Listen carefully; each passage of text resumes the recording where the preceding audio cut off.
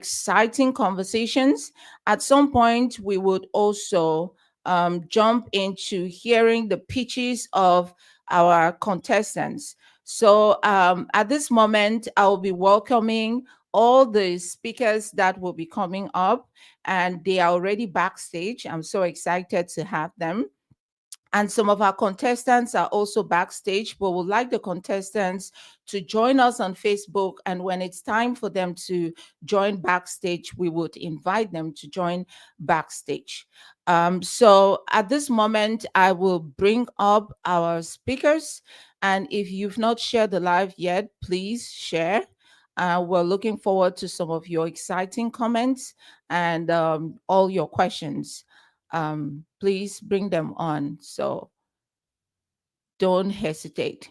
We have some guests that we also invited so that they can maybe pick up some of the pitches that the youths have today. And why not? We can also leverage some of their network. So I will be bringing up. All right.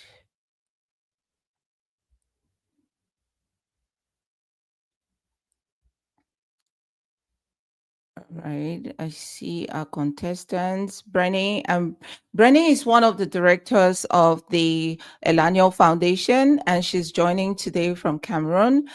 We are excited to have you, Brenny. Thank you for joining.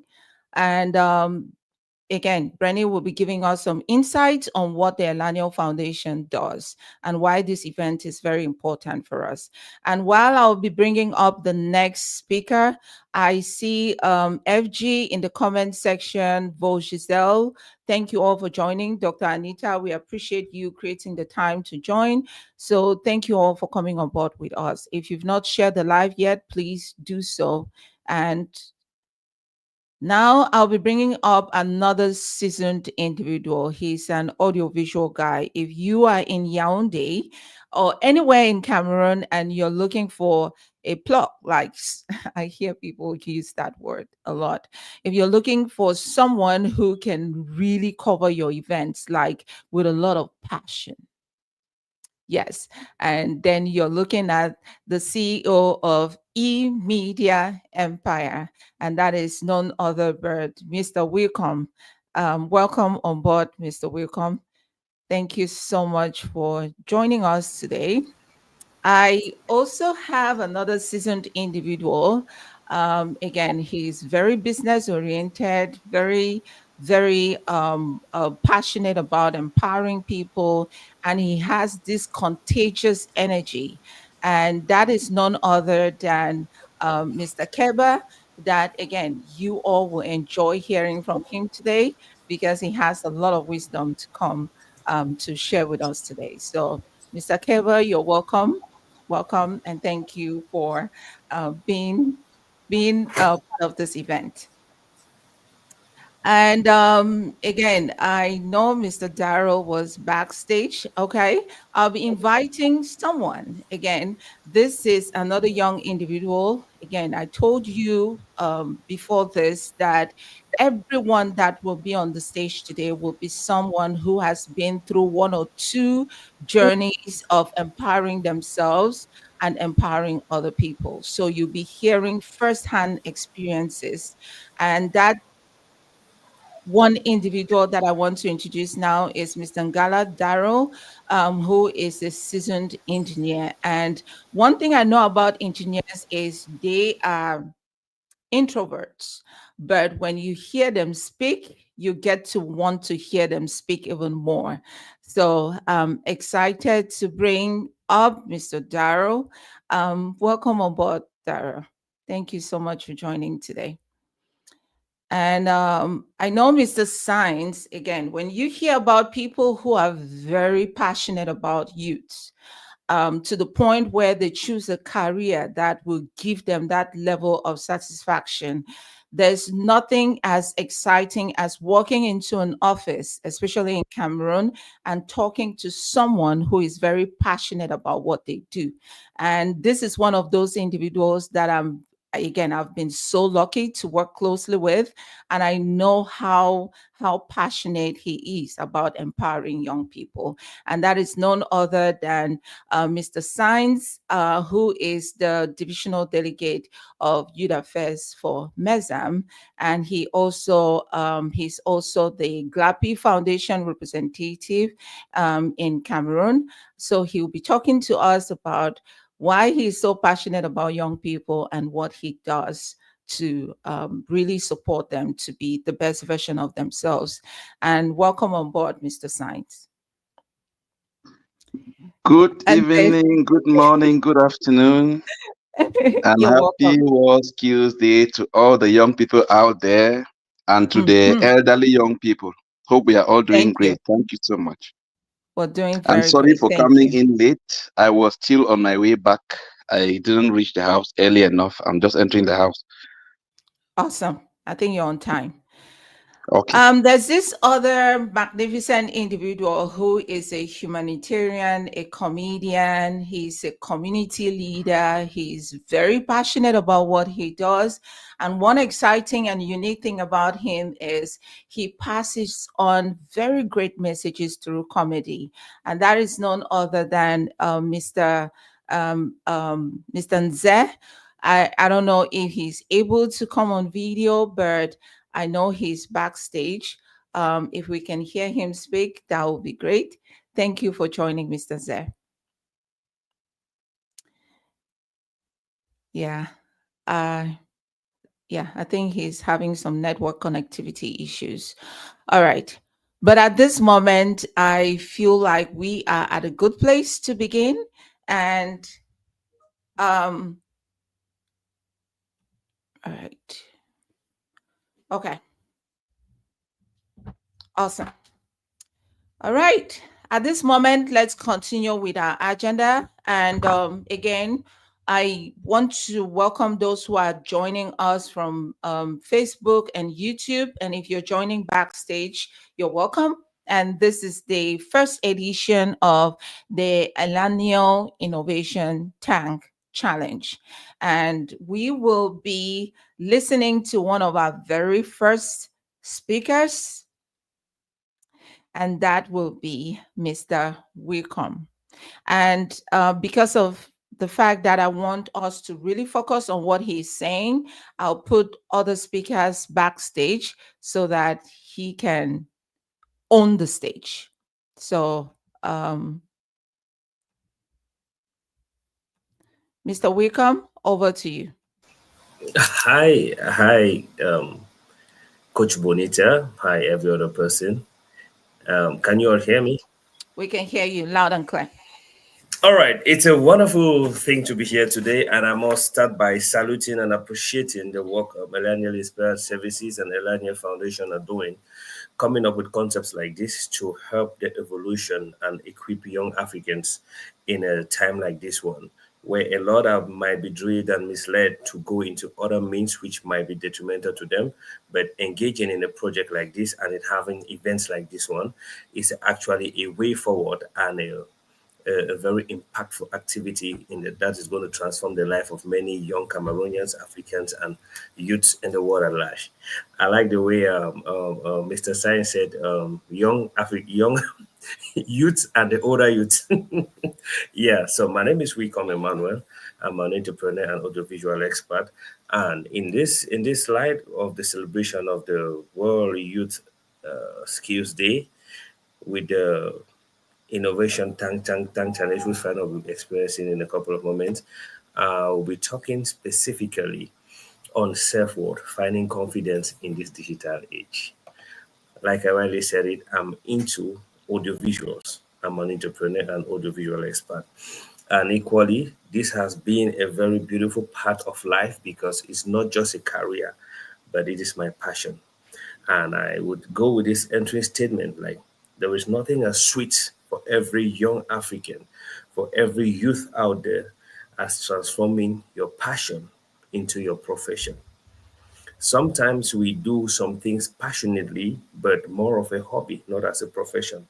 So at the end of the day, especially in this place of the world where we find ourselves, like in Cameroon, we have a lot of people who use their passion as just a fun activity and some other transforming it into their profession. Using it as a fun activity, just like how a medical doctor might go to play football on Sunday, you see. Mhm. But yeah, but I'm here, I'm talking about transforming the passion into your profession such that you don't just do what you do for the sake of money, but you do it passionately with the sole intention of having the desired effect. If you're a nurse, you're doing it passionately. If you're whatever you do it passionately.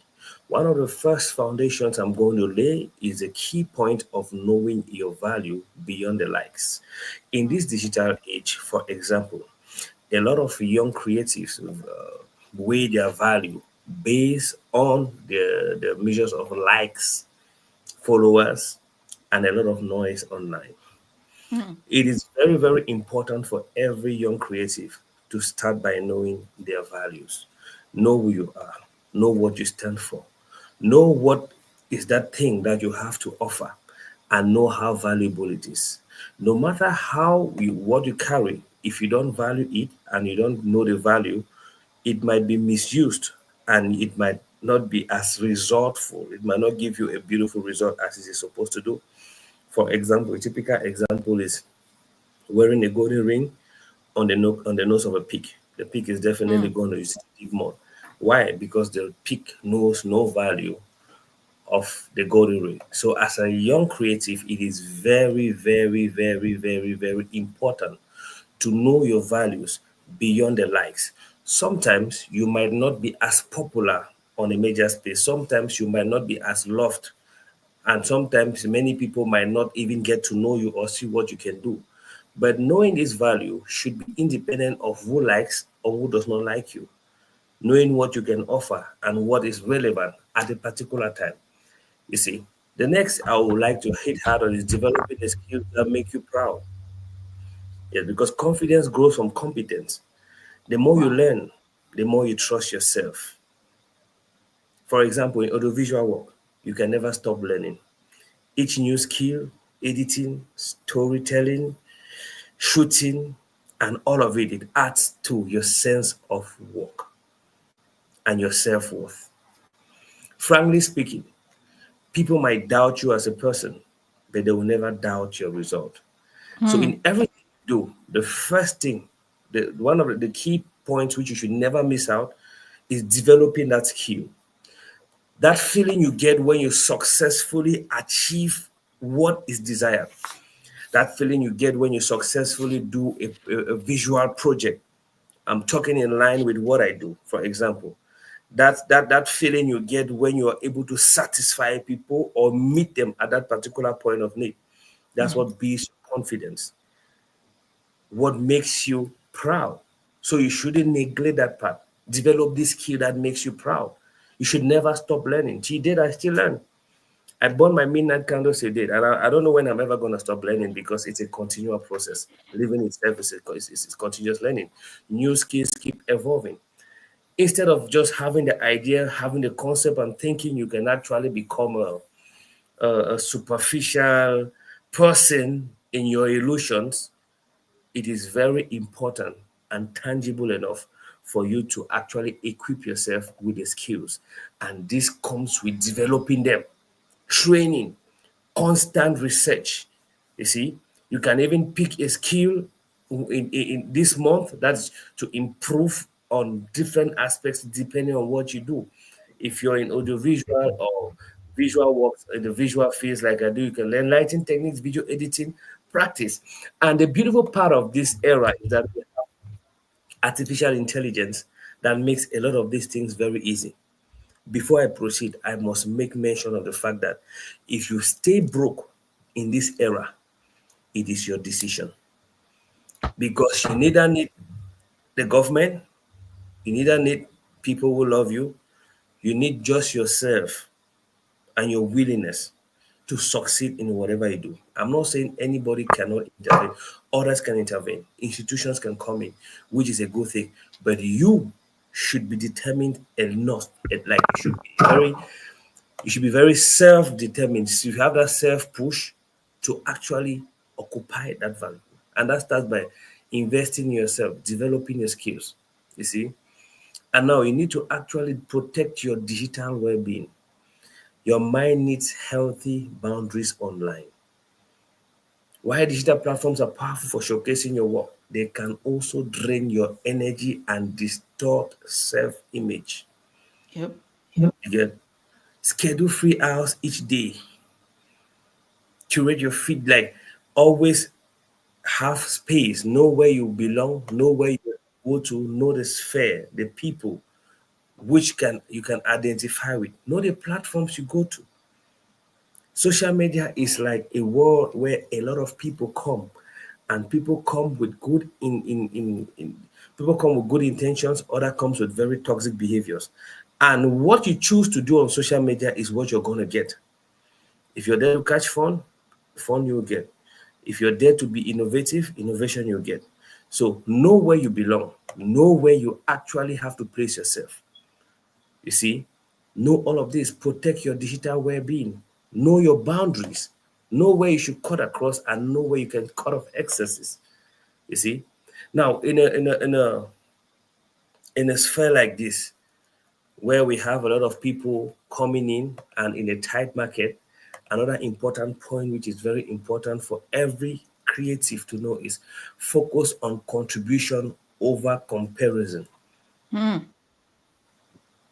Instead of comparing, ask, how can I serve and inspire others?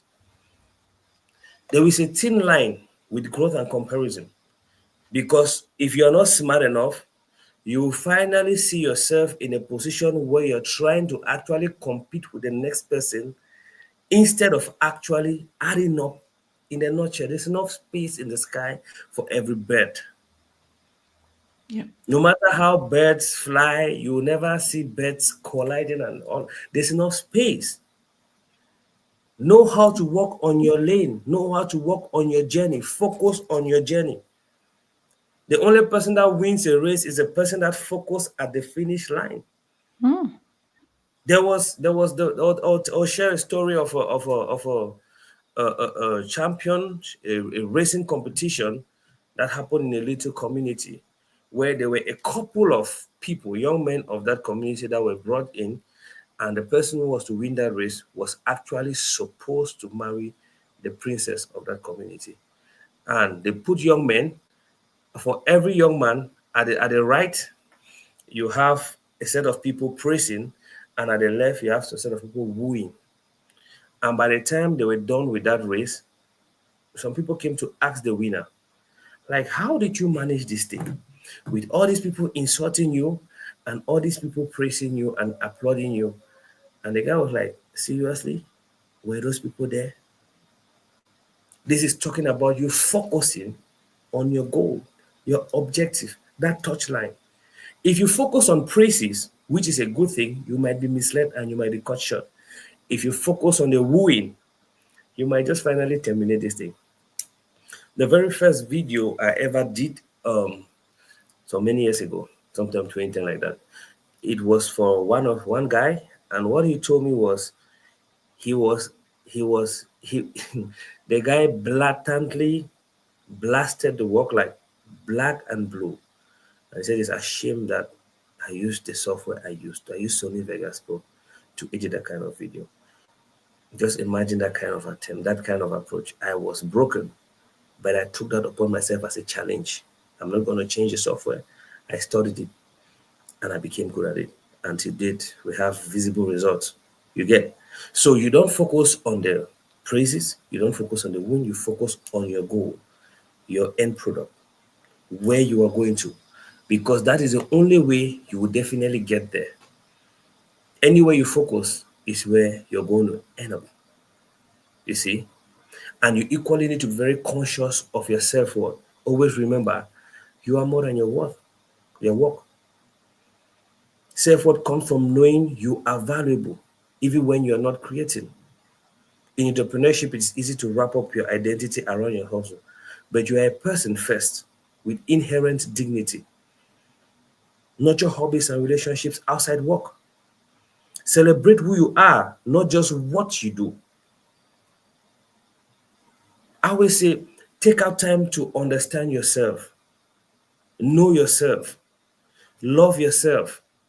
Constantly fall in love with yourself and help yourself discover yourself. And before long, you notice you'll be proud of yourself. It's your primary responsibility to take care of yourself. A lot of the time, we build a lot of barriers by ourselves and limit ourselves to a lot of opportunities and openings by the kind of things we believe in and by the kind of low values we choose to attribute to ourselves. But I want to encourage that young person that is out there watching today that know your worth. Remember, you are more than your work. You see. And the next thing you need to do is to create with purpose and not perfection. Perfectionism kills confidence. Done is better than perfect. Every project is a step forward. Set deadlines to release your work, even if it's flawless. But this does not in any way mean you should compromise your quality. This is a beautiful message to those in startup. Sometimes you might want to be perfect, and at every given time and era, there's a different definition to perfection. Few years ago, the criteria where we used to take with our international TV stations that was trending back then, everybody wanted to put their song on trace and all of that. The criteria are not the same. Sometime 2008, when you look at a video in 720p, for those of you who are familiar with video dimensions, it looks like it was a beautiful video. But today, 720p looks funny. Some time ago, when you look at videos on 3GP on your mobile phones, remember when smartphones just came in, there were some funny phones that were used, and people would take photos with those choronko, and they were very satisfied. Today, it is not the same. You need to actually fit in and get going. Give yourself the opportunity to learn and make mistakes and learn from those mistakes. Mistakes are part of growth. If you're waiting for a perfect time to start, there's never going to be a perfect time to start. If you're waiting for when you're actually going to know it all, just know learning never ends, so you'll never know it all. Start from where you are. If you equip yourself with the appropriate skills in what you want to do, you will do it well. And what attracts impact, attention, clients, I will put it, is the result. It is very difficult for you to be good at what you do and you don't act like that point of attraction. Equip yourself, invest in yourself, love yourself, and you will definitely watch yourself become exceptional in this journey. Know your values. Let other people's definition of who you are be your business, and let your business be a definition of who you say you are. Remember, experience is a beautiful teacher, but not everybody's experience is the same. There are people with different experiences according to their destinies and according to how their life goes. It is time for you to allow yourself breathe. Let yourself breathe. Let yourself excel. Let yourself express himself. Let people's opinion about you not suppress your identity. Identity crisis is a very, very, very, very, very dangerous virus in the world of growth and creativity. By the time you lose your identity, you definitely don't know who you are. And when you don't know who you are, the society makes you to become anybody and an alien to your own self. So take time, take time, take time to understand who you are. Take time to know what you love. I, for one, I am in this part of the world because I love, I love to be here, and I'm doing what I do because I love doing what I do. From a very distant period, finishing in the University of Yaoundé one, and with a degree. Actually, my I'm going to share my experience here. I hope I'm not running out of time, right? Okay, you're muted, please, Coach B. You're Yeah, muted. you should be wrapping up in a minute. Okay, thank you. So finishing up with a degree, like many other young people, we want to get into some other things. You have advice coming left, right, center. I took out a short period of time to understand what I love. And what I love created a way for me. It was never all glorious. It was never all glowy. It was never a very automatic journey. It was a beautiful journey of constant investment in myself, acquiring skills and acquiring more skills, making mistakes and correcting myself. And today we can stand and talk about a lot of things to the point that we actually have an institution where we train other people to acquire these skills such that they have a very, very easy and very impactful journey.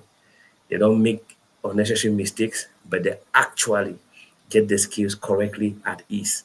So I will end here for now while we hear from other speakers. Thank you so much, Coach B. Thank you so much, Ellaniel Inspired Services. Amazing. Thank you so much, Welcome.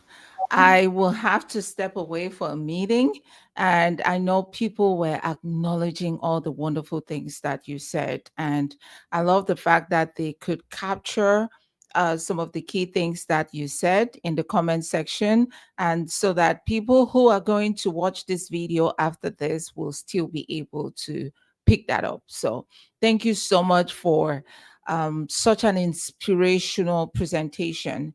And I feel like if I were just a young person struggling with identity crisis, I would definitely be going back home today feeling more confident. And that reminds me, I just launched my book, Silent Echoes. I launched my book Silent Echoes few weeks ago, and again we have copies now in Cameroon. Consti has a few of them in Limbe, and there are a few of them also in Douala. And during that book launch, there was an exercise that I did, and it was for people to talk about a silent struggle that they are facing. And there's someone, I still have that sticky note on my desk. There's someone, possibly male, from the handwriting. No bias against the handwriting of men, but possibly male, who wrote one of his silent echoes is struggle with confidence. And I've been looking forward to just hear from a man or from someone who is in this digital space to talk about how to build confidence. And Mr. Wickham, you did it in an impeccable way. Like, if someone can just go through this life without being distracted by the noise, just like the athlete you talked about, the noise. The noise is what is making us feel less confident, because when you hear the noise, it distracts you from your focus. Who are you? When you look at yourself in the mirror, what do you see? Who do you see? Do you just see a skeleton of a human being standing in front of you, or do you see a beautiful, unique person that is born in a unique family, in a unique world, with a unique purpose and a unique gift that is going to be a contributing factor to the growth of the community? I'll leave you with that. And remember, Mr. Wickham is not going anywhere.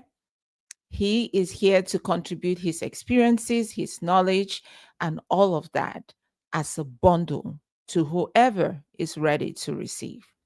So at this moment, I will just switch gears. I will be right here, but I will be taking a meeting. This event is happening during working hours for me. So I was just using this time to make sure I kick off the activities, and then Consti will pick it up from here, but I'll be joining back in the next 20 or 25 minutes. So I'll also bring up our next guest, so that again I'll also do some back end work on the settings so Consti can have all the accesses that she needs, to bring up anyone in case my meeting goes longer. So at this moment, Consti, I think we can take a few questions. I don't see any questions. I just see acknowledgements, people repeating what Mr. Wilcom said, just making sure they are reiterating and making sure they are keeping notes. It feels like comments are like taking down notes. So thank you all so much. I don't have any follow-up questions for Mr. Wickham, so we would have him backstage, and then we'll bring him back up when we'll be wrapping up. Thank you so much, Mr. Wickham. Such an amazing presentation. All right. Merci beaucoup. Okay. I'll be bringing up our next speaker, which will be Mr. Science. Mr. Science. Okay.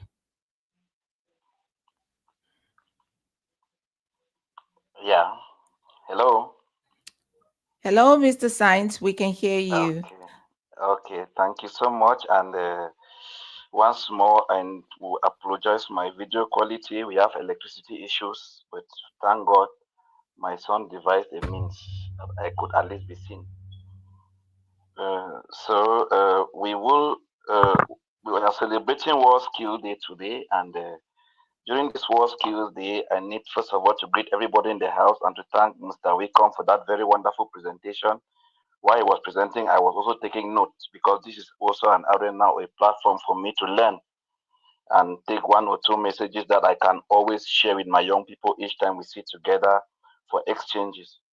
So happy World Skills Day to all of us out there and to especially our contestants in the house. And I just wish to wish you all the best and to encourage you in all the initiatives that you take in life. So today's World Skills Day, and my take-home message is that we can't have we can have all the skills in the world, but if we are not purpose-driven, then our skills are going to waste. Because in life, normally we have to be purpose-driven, and being purpose-driven means you have to know where you are coming from, where you are going to, and how you intend to reach there. That means setting goals in life. So we all need to know. We all need to know this in order to, or our young people need to know this in order to be successful in life. And I must tell you that each and every one of you and each and every one of us sitting here, those that are we, especially us, the speakers, we have a story.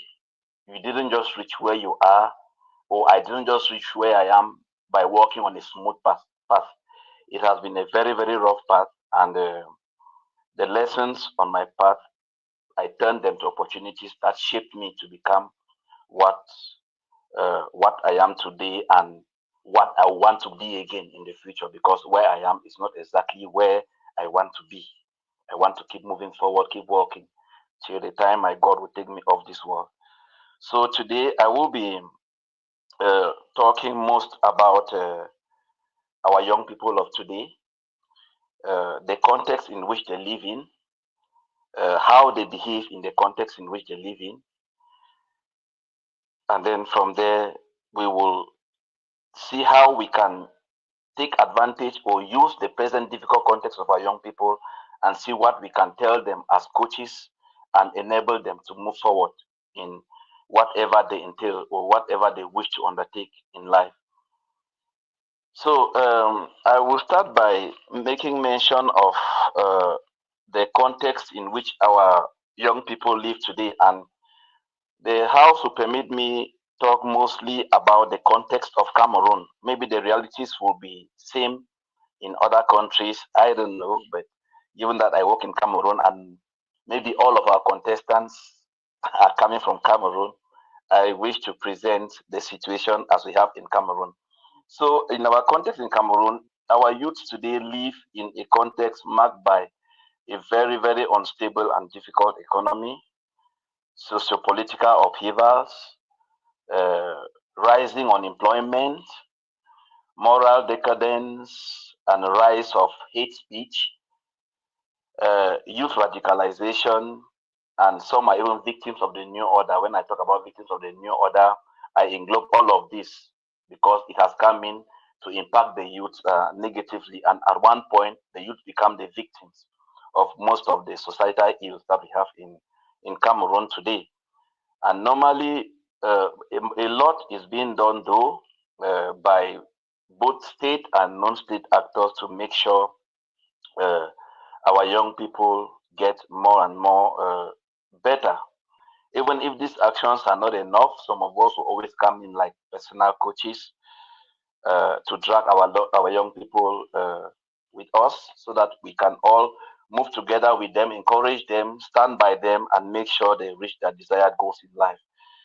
So after presenting this context, I would like to paint a picture of the kind of youth that we have around us today, especially in Cameroon and my immediate community as a whole. But I think some of these characteristics are general. Most of our youths are impatient. Some are very, uh, some have fallen in love with easy and fast or get rich schemes, which means our young people want to get rich fast. And others are becoming more and more money minded. Money minded meaning after training or going to school, coming out, their minds are always tilted towards the public service. I will write economy, I will write this, I will do this, I will do that, I will do that to enter the government and work for a salary. Whereas other economies in the world, like just Nigeria close by, China, Germany, and all that, I think the government will always come into the young people's mind as a third, fourth, fifth, and why not even the last choice? Because they prefer to make, I prefer to see a society whereby youth take initiatives of their own, they become job creators rather than job seekers. That's the kind of community that I like to see. Such economies really do flourish a lot. And some other youths, I see them, they fall prey to social media distractions. That is peer pressure, a lot of competition, unhealthy competition, and stuff like that. And most of them, when they go on social media, is for uh, useless things that do not help them, things that will always help instead to draw them back. You see youths on TikTok, they just like to dance, show off themselves, while the youngest on the other part will expose their bodies, stuff like that. And then men will go into what we usually call in most of our young people, what we usually call uh, Yahoo boys. Or some people will say it's coming or stuff like that. Cyber criminality, drugs, and alcoholism is also another issue, as another problem that is eating up our young people today. And for very few young people free themselves from this temptation, especially taking alcohol in excess.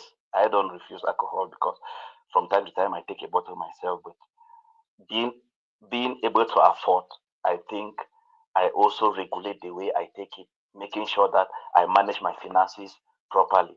And taking a lot of alcohol also kills output and it kills the brain. So this said, we can also bring out cases whereby our young people, especially the female sex, are falling prey to, or they fall victims of acts of prostitution and stuff like that.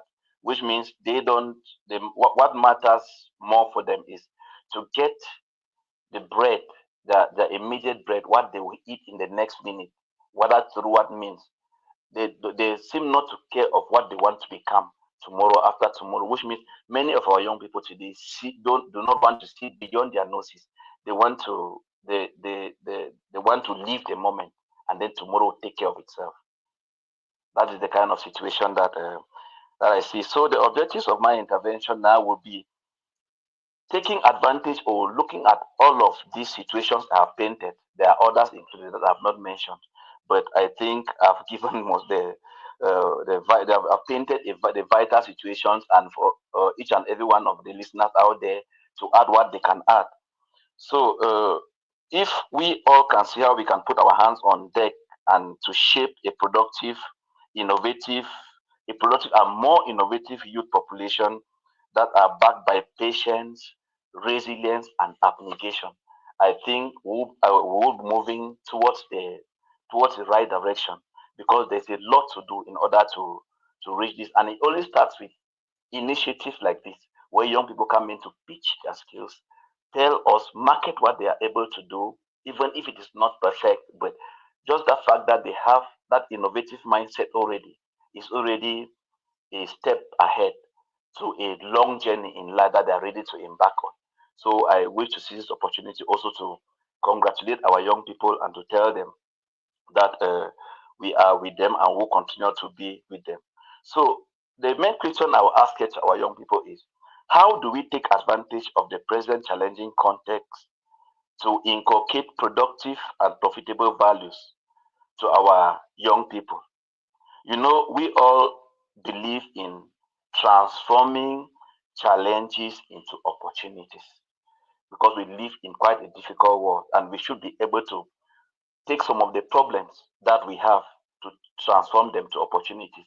If Coach B, I think Coach B, one of us, is one of the speakers or one of the coaches among us that I can also tell her story because I have been part of her story. If she is where she is today, she walked a very difficult path, a path that not everybody walked that path and even see the light of day, but she kept pushing and she is what she is today. I myself, if I have to tell you people my story, from where I'm coming from, the path I've moved, how I've gone through a lot of challenges that at one point almost costed my life, I think will take the whole day. But just know that in order to reach where you want to be, the journey is not as easy as what you may think. At one point in life, we will face challenges, but we should learn to take those challenges and transform them to opportunities and see how we can take advantage of this societal problem and maybe look for a solution that will enable the community to benefit from what we try to innovate. So, after saying that, I will bring up the point that for us to realize this, we can realize it at maybe two levels. Now, being uh, a worker or being a personnel working with the Cameroon government and looking at government policies towards youth empowerment, youth socio-economic integration, I think I will have one or two things to say about government action, and then on the other part, I will have my own personal ideas, what I think added to government actions youth can undertake to make sure that they become what they want to be or they reach where they want to reach in life. So we will start by this the moral rearmament scheme that has been put in place, especially by the government of Cameroon, whereby it is believed that young people, if you are not morally upright, it will be very difficult for you to walk your success path smoothly because there will be a lot of challenges. uh, Many partners will not come your way. Even if some do come your way, they may leave you halfway because some moral aspects of you need to be fixed.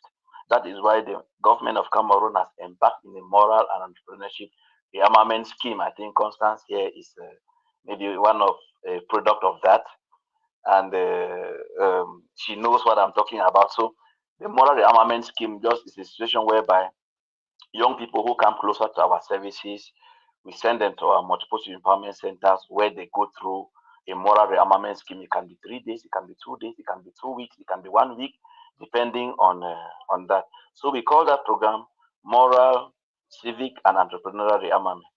Moral, civic, and entrepreneurial rearmament because we also have to train young people about volunteering. I can't just go to Mr. Wakeham's maybe his corporate or his organization, and I'm looking for a job. Maybe I would decide that okay, let me go in and beg that please, can I volunteer in your organization maybe for 2 3 months to enable me to gain experience? And you do that. At one point, he discovers that okay, this guy is volunteering, but he has some talents or he has some inputs that I need to take advantage of. Why not put him on maybe a small motivation scheme whereby he can help and then from time to time we do one or two things together while he grows his experience. In experience, he also may have something to pay transport back home, pay transport back to work, and stuff like that. So we go into this and then we also promote youth volunteering through different voluntary schemes like mission volunteers, cluster volunteers, goodwill volunteers. We may be coming into such details like that. Maybe subsequently, documents will be shared through this platform to our young people. So we also have economic empowerment schemes through entrepreneurship projects, maybe by the 3 year special youth plan that has been going on for some time. And in this project, backed by the government through the Ministry of Youth Affairs and Civic Education, we do this. We encourage the digital economy a lot, especially tilting towards AI development of applications, community friendly applications. So we dwell more on the digital economy, handicraft, and stuff like that. So I think those who will need to have more information on this can always come. The office is open. To come to my office, you don't need any protocol. You just come straight. You go in. The door is always open. At times, I tell the secretaries they already know that I receive everybody. So we don't have any problem with that. If you need to have more information on this, you can always pass by the office and we will give you more information on these empowerment schemes because they are very, very important. When you see young people coming in already with innovative ideas like this, I think that we have that moral obligation, moral professional obligation to accompany them in this drive. What do they need to make it better?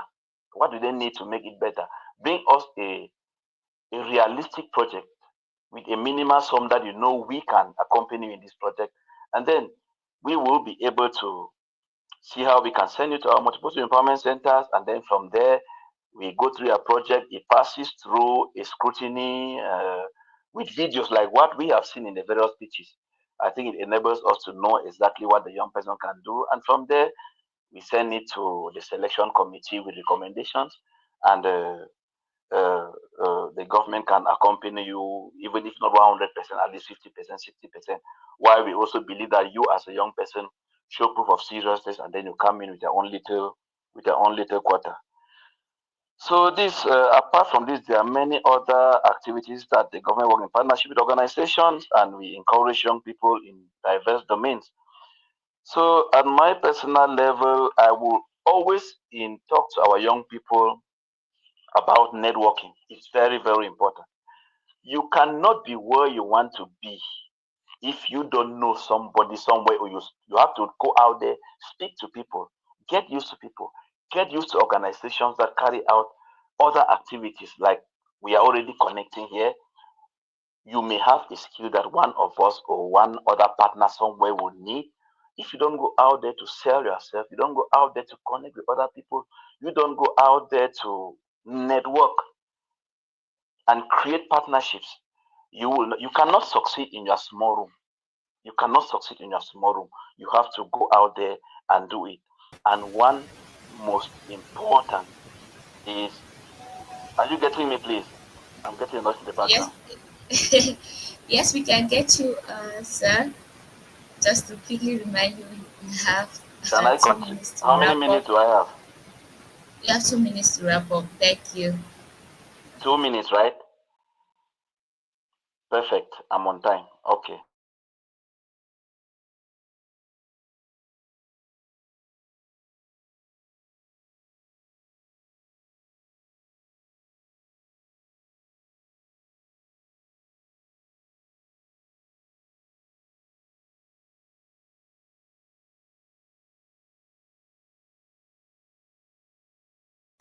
You are muted.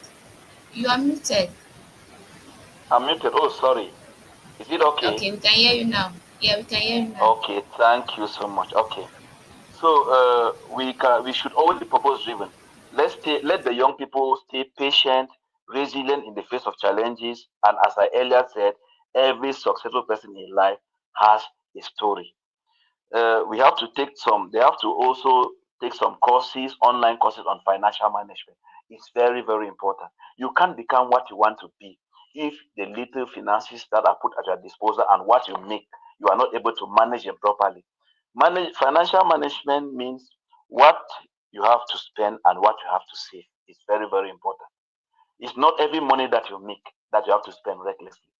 Learn to manage your finances properly. That is very, very important. I say so because I have been a victim of poor financial management, even as a civil servant. I have not realized a lot of projects because of poor financial management. Unfortunately, I had no one to teach me this or to coach me on this.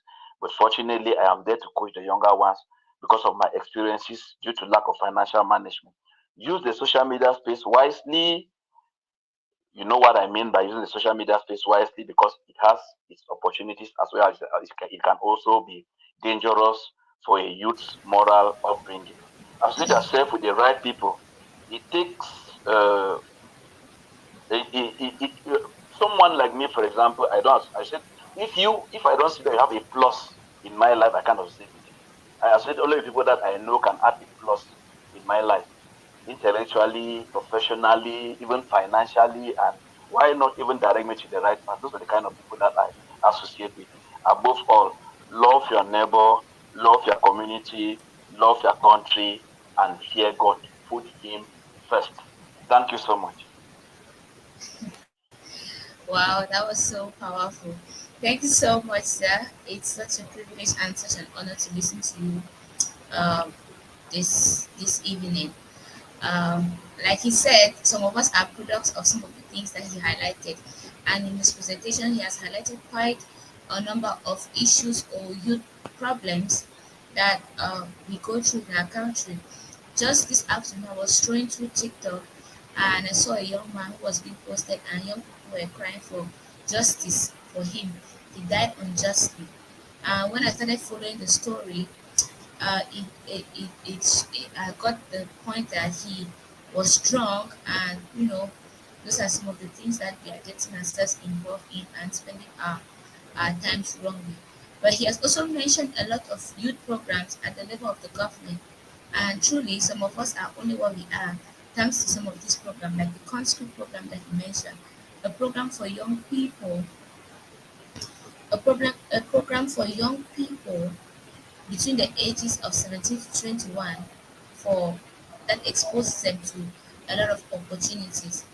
So he is here. You can follow the Ellaniel Foundation. You can connect to him, and you get to know some of these things at a more deeper level. So not to waste more of our time. Thank you very much, sir. Thank you. We'll take some questions and we can relay it to you backstage.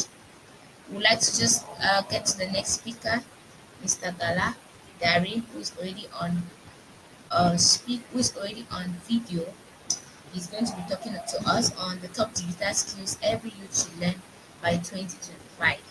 And I'm looking forward to this session. I hope you two are looking forward to this session. Thank you. Over to you, Mr. Gala. All right, thank you very much, Madam Constance, for this. Please, can you have my slides on the stage, please?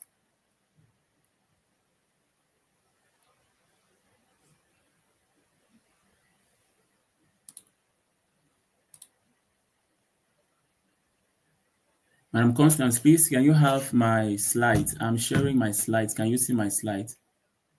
All right. Okay. Okay. I wanted to. Now, thank you very much, Ellaniel Inspired Service and Coach B for this opportunity. And happy Youth World Skill Day. Today, we are not just celebrating a date on the calendar. We are celebrating you. We are celebrating your potentials. And we are celebrating your ability to shape the future. Yes. Madam Constance, please, can you have my slide on the screen, please? Okay. All right, she has surely a network issue. Now, the difference between those who strive and those who survive will be one thing, digital fluency. Now, I'm going to be taking us on a journey, the top digital skills that every youth should learn by 2025. Now, I'd love you to picture this in 2025. Now, it is projected that we have about 20, we have about 97 million jobs that are going to emerge in 2025. And we are going to be having about 87 million jobs that will be outdated. Now, this should be sounding an alarm in us because we are in a disruptive age. We are in a disruptive age. And being in a disruptive age, you have to be very aggressive in the skills that you need to have. Now, I'm going to be sharing some 4 skills that you need to learn in this disruptive age so that you can be able to outsmart the time. Now, those 4 skills that I'm going to be sharing with you is not exhaustive, but like what you can be able to start on, and by so doing, you can be able to move on from there. I really wanted to have my slide shared on the screen, but without notwithstanding, are just going to flow. I Now, the first skill that I love to drive in this age is AI and prompt engineering. Now, we have about 65% of jobs in 2030 that don't even exist today. Those are statistics that we have. Now, but all we will have about 97 million new jobs created, new roles created. That is in the future. Now, this is an information for you and I. We are in an AI era, we are in a digital era, and this era is fast growing, and AI is here to stay. Um, and AI is rewriting the rules from chatbots to self-driving cars. It is transforming everything in 2025 and beyond, and it will be everywhere. So you need to have insight on what this AI is all about, having an awareness about it, and that is your first entry point. Understanding AI and learning prompt engineering. Prompt engineering is simply knowing how to craft a story and how AI can be able to paint that story for you. So you ask the AI, this is what I want you to do for me, and he's going to do that for you. All about prompt engineering, and you need to learn that as a skill. Now, the second skill that you need to learn in 2025 is data storytelling. Data storytelling, you can have many names for it: data analysis, data literacy. This is the ability to turn numbers into power, uh, driving story with your data. And data is like new oil right now. Data is like new oil. But now raw data is crude. So we need to refine the data. You need to refine the data. So we have to get skills that you can be able to learn on data storytelling. Now, let me give you a statistics that was given by the IDC. Now, we are assuming in data about 463 exabytes of this data every day. And according to the IDC, this is likely to 222 million DVDs daily of data. This is information that is being stored daily. That is information that we are interacting with. And having the ability to interpret the data, having the ability to drive decision with the data, having insight into the data will make you feel more confident and make you be ahead of time, because you can be able to look into solutions, you can be able to see what is coming ahead because of the data that you have. So the data storytelling is a very important skill that you must be able to have.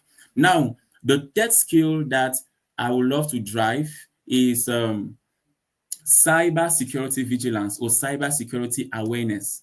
Now we are in a digital era.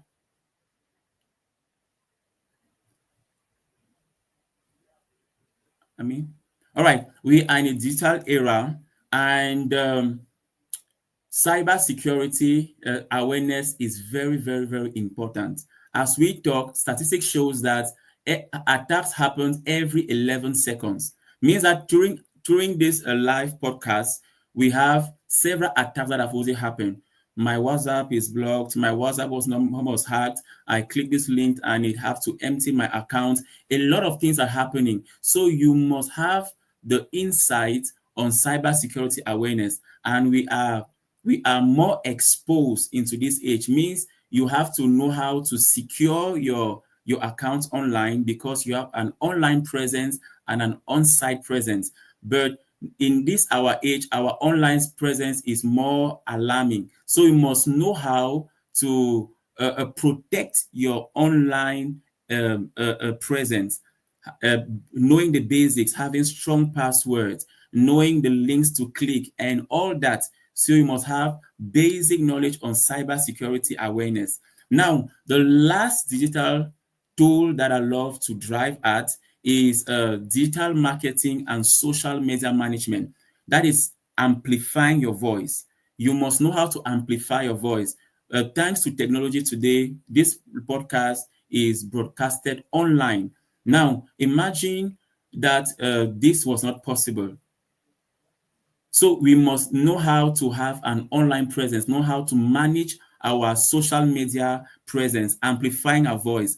Now, in a world where we are, where one post can reach millions, means it gives you an idea on the kind of era we are in. Your online presence is your mega voice. So you must know how to magnify it. You must know how to have an online presence. You must know how to build an online CV, because when uh, people will come looking for you, they will ask, how can I know more about Daryl? How can I know more about Mr. Sai? How can I know more about Elana Inspire Service? The first thing that they're going to do, they're going to check online. They're going to check whether Elana Inspire Service has a website. They're going to be checking whether Elaniel Inspire Service has an online presence on social media. Is it LinkedIn? Is it Instagram? Is it whatever? You can name the rest. So you must know how to manage this and know what to put online. So those are skills. I've already named 4 skills: AI and prompt engineering. We have data storytelling. We have cybersecurity awareness, and the last is digital marketing and social media management. That is amplifying your voice. Now, I would love to end by giving us a mindset that we need to have in this our digital age. You must have the adaptability mindset. That is your secret weapon. Yes, adaptability mindset. That is your secret weapon.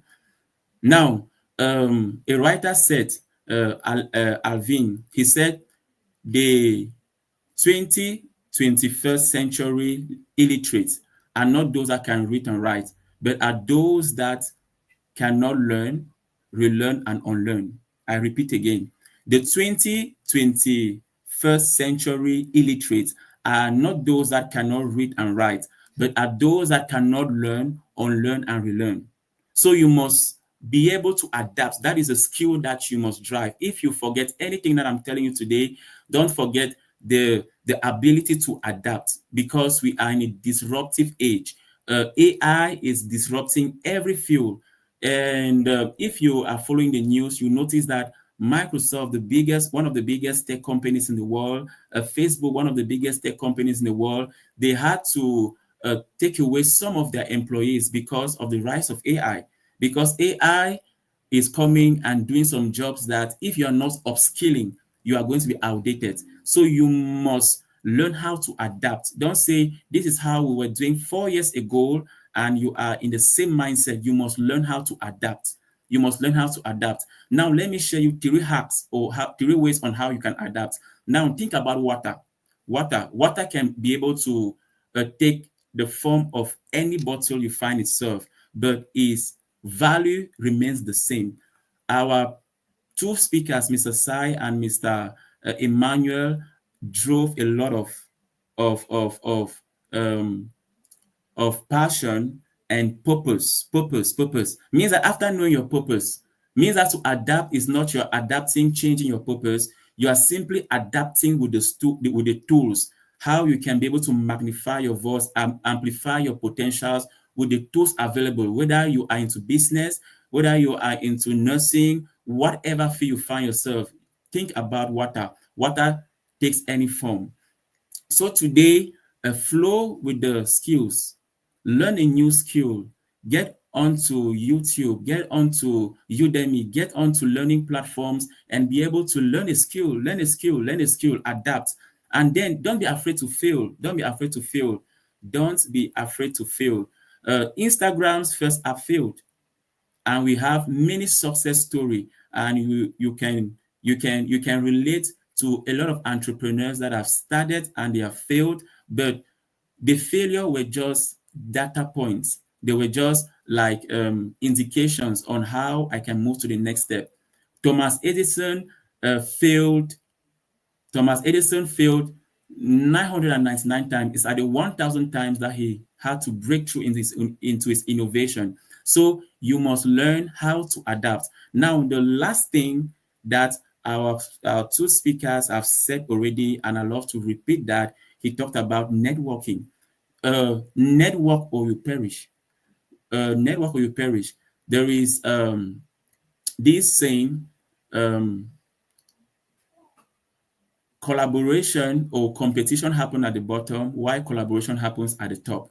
If you want to grow, you must learn how to network. Connect with one person every week, connect with one person every month. Just connect. You can just be one click away to your next mentor, to your next job, to your next whatever. So you must learn how to connect. Community and networking are non-negotiables right now. They are your superpower to your next level. So you must learn how to leverage a networking. I am here today. I know our beautiful host, Coach Bonita, and all the amazing speakers is through the power of networking. One person recommended me to another person. I knew one person to another person, the power of networking. So I want to drive that into us all and say the World Skill Day is for you to shine, amplify your voice, and you are light. No matter how small your light is, wherever darkness is, you can be able to shine it. So let your light shine. Thank you very, very much. Thank you very, very much. Okay, Madam Consti. Now, while waiting for Madam Consti, um, I have another quote from a great writer. This was in 1914, Ernest Shackleton. Now, his ship was being crushed by an iceberg, and this was his survival mantra. He said, adapt or I die. I need to adapt or I die. And today, your iceberg are algorithm changes, platform collapses, AI disruptions, and all you can name. So being able to adapt is very, very, very, very key. Um, Being able to adapt is very, very key. Now, think about this. If AI is coming to disrupt, and if AI is to create 87 million jobs in the years ahead, and many other jobs will be outdated, what do you think about yourself going into that? And when you get into the field of AI, we have other sub things that you can be able to know about. You'll be learning things about large language models, machine learning, neural networks, and all of that. You have to learn it. I'm simply giving some aspects that you might be finding under AI. But for everybody, you might not uh, necessarily be learning machine learning or neural networks or what those complicated algorithms are. But knowing how AI works is going to help you a lot. You might not know how to code. You might not be a software engineer. You might not be a software architect. You might not be dealing with code. But we are living in a very beautiful age because with the rise of AI, there are many things that you can be able to do that you can be able to change your world because you have an understanding of AI. Reason why I'm going to repeat again the four key skills that you must learn this 2025. Please, this is a must for you. I'm driving and I'm letting you to know that you must be able to learn this. Take 1 hour, 30 minutes every day to have knowledge about this. Now, AI and prompt engineering. Play with tools like ChatGPT. There is Grok. There is DeepSeek. There are many chatbots that if you just go to your Google, there is Gemini. There are lots of them. Go about them. They are free. You don't need to pay any monies. So just go and play with the tools. Play with the tools. Ask it a question and see what you get. Just be able to play around and be able to move around stuff. Now, okay. Now, if you can see my screen, I was simply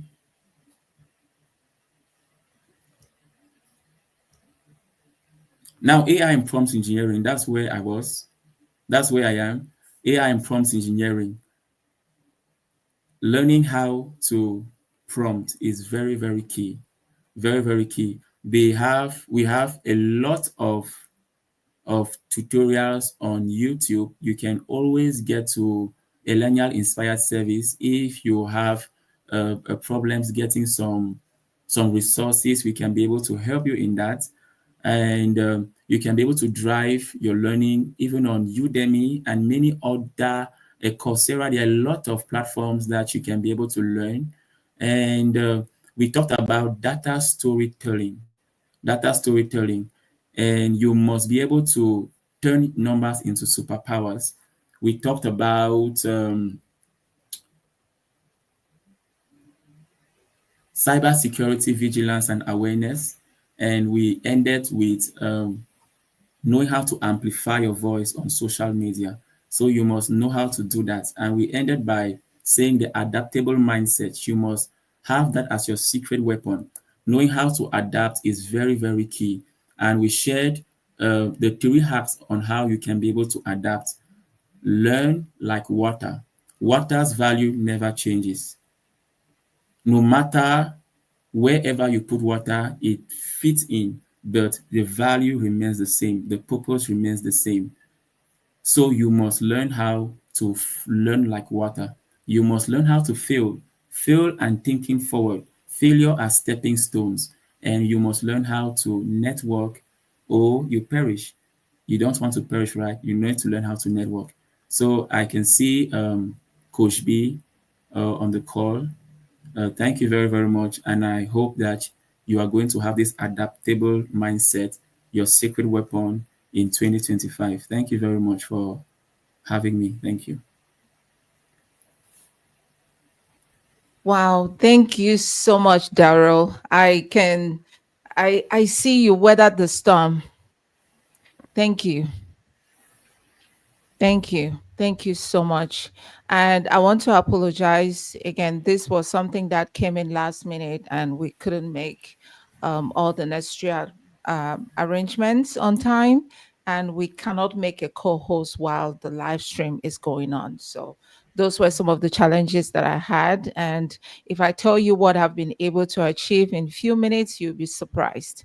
So, but thank you so much, Daryl, for holding the fort while network issues also kicked out Consti, and then I was also handling other issues.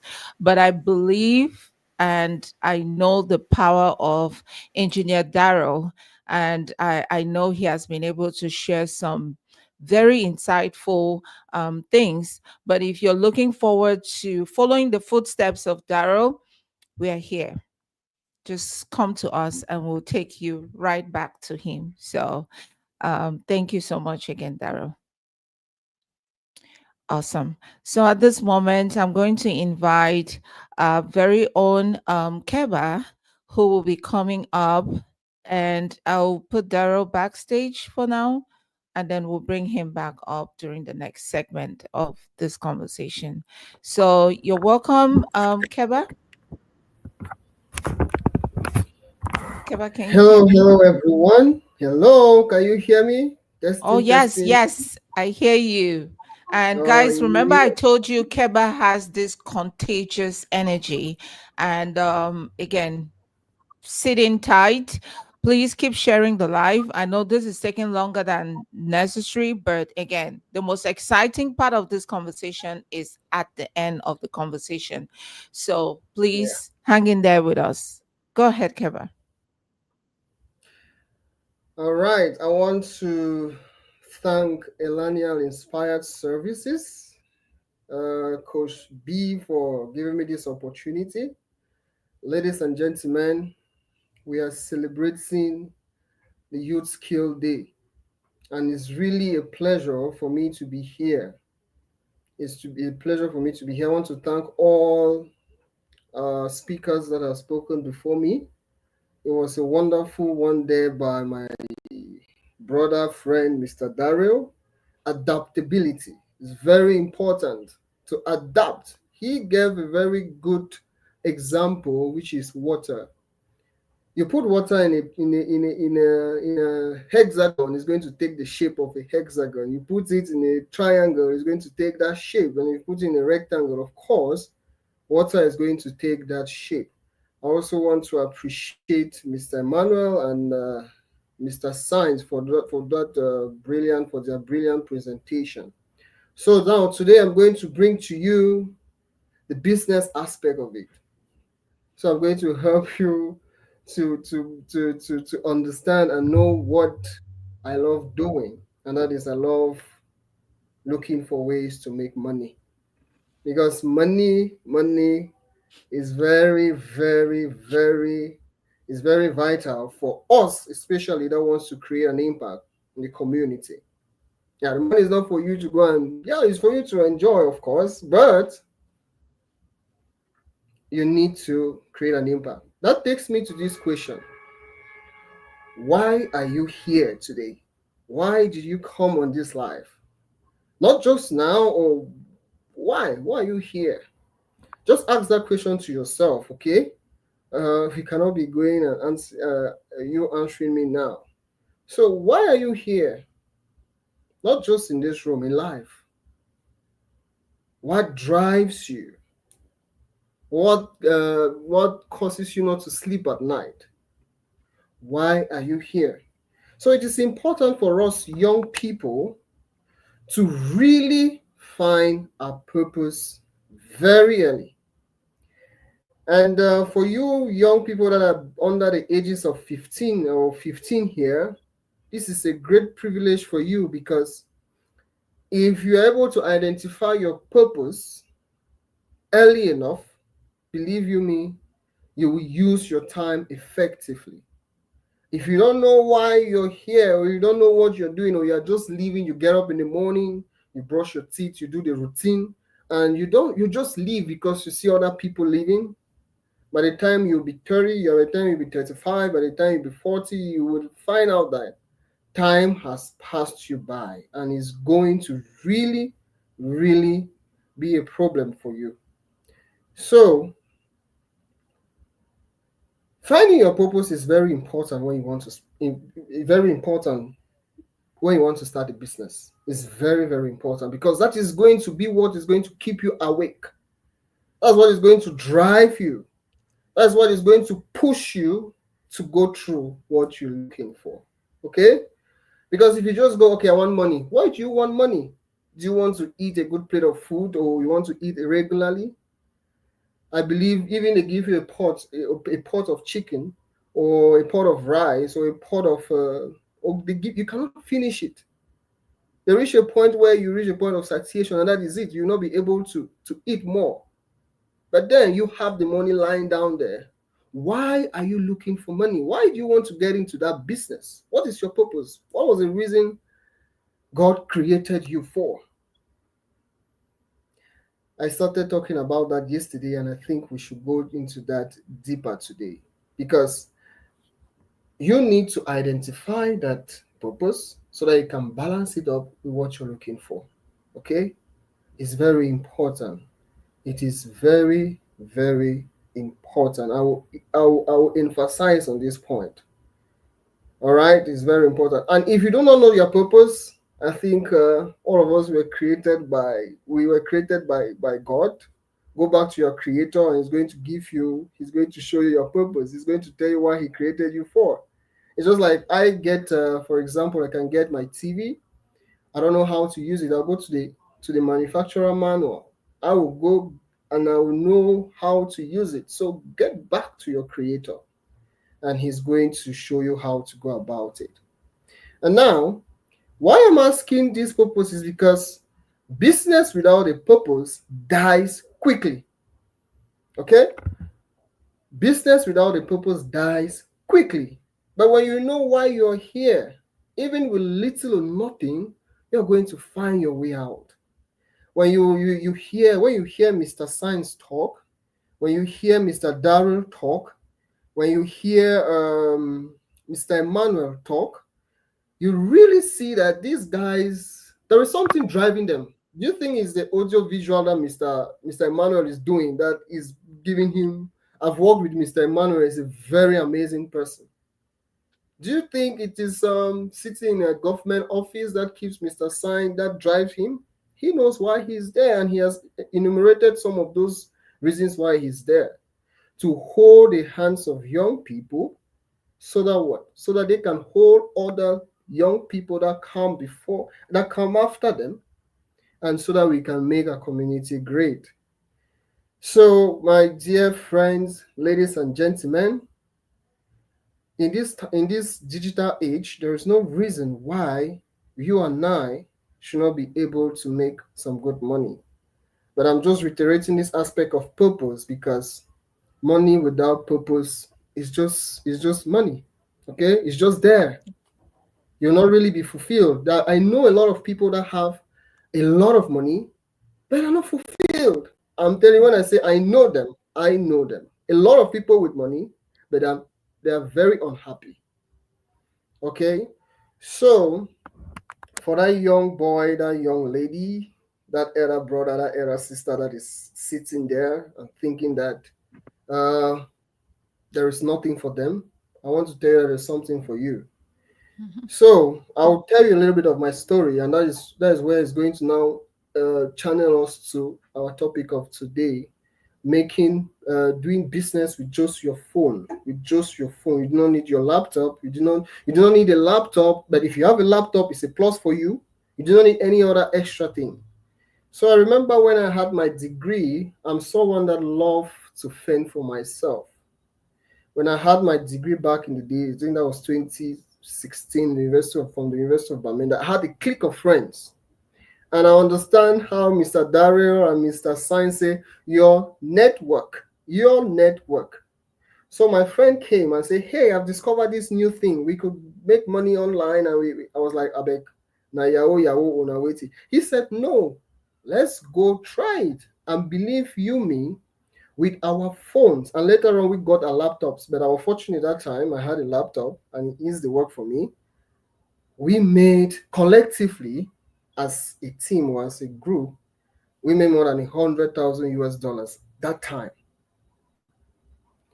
So it's just to let you know that that time we can still make that happen, but we need to change. We need to evolve, as Mr. Dari said. We need to adapt.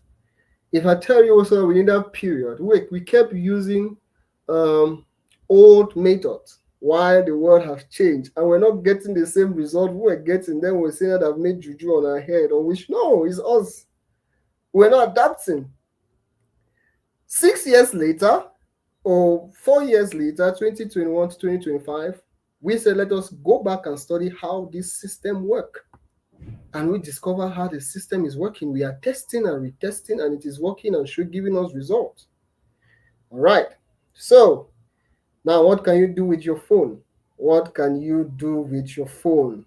It's not all about sitting down on TikTok, Instagram, WhatsApp, Facebook. You can make some really good cash with your phone. And it will amaze you, it will surprise you to know that even with these little things that we think we cannot do anything with, we can make money with that. What do you love doing? Do you love reading? Do you love drawing? Do you love writing? Do you love singing? Believe you me, there are websites that will want you to sing, and they pay you for doing that. There are websites that will just help, that will want you to write, and they pay you for your writing service. And between, I am a content writer, I'm a content writing coach. I've made a lot of money with content writing. Okay? So you just need to sit down, reflect, believe in yourself, and know that you can do something useful with your time, not just going about rubbishing your time on the internet, talking with your friends about topics that doesn't make sense.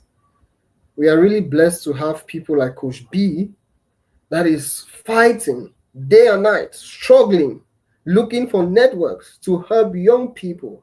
I believe she's doing that. I don't know her story, but I believe she's doing that because She has gone through certain things that she wouldn't want us to go through, or young people to go through that thing.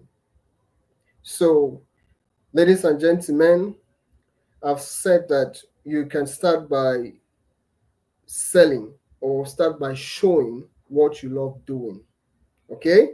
The next thing that you can do with your phone is to become a content creator. You can have a YouTube channel. And many people, when I talk about YouTube, some people that don't know the secret, they will tell me that there's no way you can make money in Cameroon with YouTube.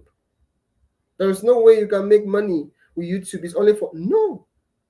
I know of somebody that from January till July that we are in, he has made not less than 2,000 US dollars while in Cameroon with YouTube.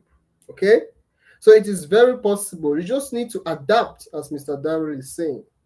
You just need to know, you learn, relearn what you know. Because when someone tells you you cannot make money online with YouTube, your mindset, he has already dropped you, he's already limiting you. And we need to have a growth mindset. It's very important for us. That growth mindset. Young people, I'm a young person as well. We need the growth mindset. And you know why people say it doesn't work? It's because they want instant gratification. Means that, what do I mean? You start posting your videos on YouTube, you don't have a view 1 month, 2 months, 3 months, 6 months, 4 months, 5 months. You're like, this thing does not work, and you give up. Nope. Nope. If you want to go fast, you need to look for a mentor. And Coach B, I want to thank you so much for giving the opportunity for your viewers to have this session. Because you will not just go about wanting to make money online and you don't know how to make it. Hold someone that has been able to make the money online. He's going to show you the way. All right? And secondly is freelancing. Do you have a social media page? Are you on social media? Are you on Facebook? Are you on LinkedIn? Are you on Instagram? Are you on Twitter, X? Where are you? They must show your skill. Demonstrate you can write. Demonstrate you can translate content. Demonstrate you can transcribe. So you that love reading, you can use your reading skills to transcribe people's books and they pay you for it. It's very important. And it's not rocket science. It's just reading. And for those who love, for those who love British accent, or the American accent, you can get some courses, as I said, on Udemy, on YouTube, free courses where you can develop your skills, your speaking skills. It's going to be helpful. Please, it's going to be helpful. Let's not waste our time on watching all kinds. I'm not saying watching movies is bad, no, but you need to have an effective time schedule so that you know that you are able to accomplish something great every day. And the second thing that I will tell you that you will be surprised is selling your own stuff on Facebook Market. I know there are ladies, especially ladies who they are going to get a whole lot of shoes. They wear 1 time, 2 time, and they're like, Oh, wow. I think that was a network issue there. Um, the network just disconnected Keba when he was about to address women. So while we're waiting for Keba to reconnect, I would like the contestants to be ready because we will be inviting them in this order. For Bradley, you'll be coming up first. And I would like us to be very time conscious. Consti will remind you of the time in the WhatsApp chat. The Anointed will be the second speaker. Gala Rowan will come up as the third contestant. Focal Brandon will come up as the fourth contestant, and Quine Praise will be the last contestant. So please be ready. While we're waiting for Keba to reconnect, Mr. Nze is actually traveling, but he was kind enough to prepare a video for us, just sharing his journey as a content creator and a comedian. So I'll be presenting that to us today. So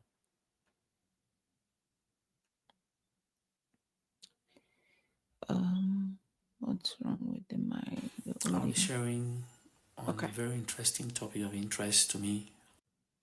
Hello everybody, I am Mr. Nzo, content creator, comedian, MC, humanitarian entrepreneur, and over the last 6 years I've been into everything entertainment. Gracefully, we've amassed much more than 1 million followers across our platforms over the last 6 years. And I am super excited to have been invited by Ellaniel Foundation to partake and share a little bit on today's War Skills Day. I'll be sharing on a very interesting topic of interest to me, side hustles and content creation for financial freedom. Firstly, growing up in a community where survival is pretty much hard, we still live in this community, and I can for sure tell you that having a one source of income is like sitting on a one-legged chair. And I'm going to be sharing with you how side hustles and especially content creation are not just about money, but these are very effective tools for freedom, purpose, and impact.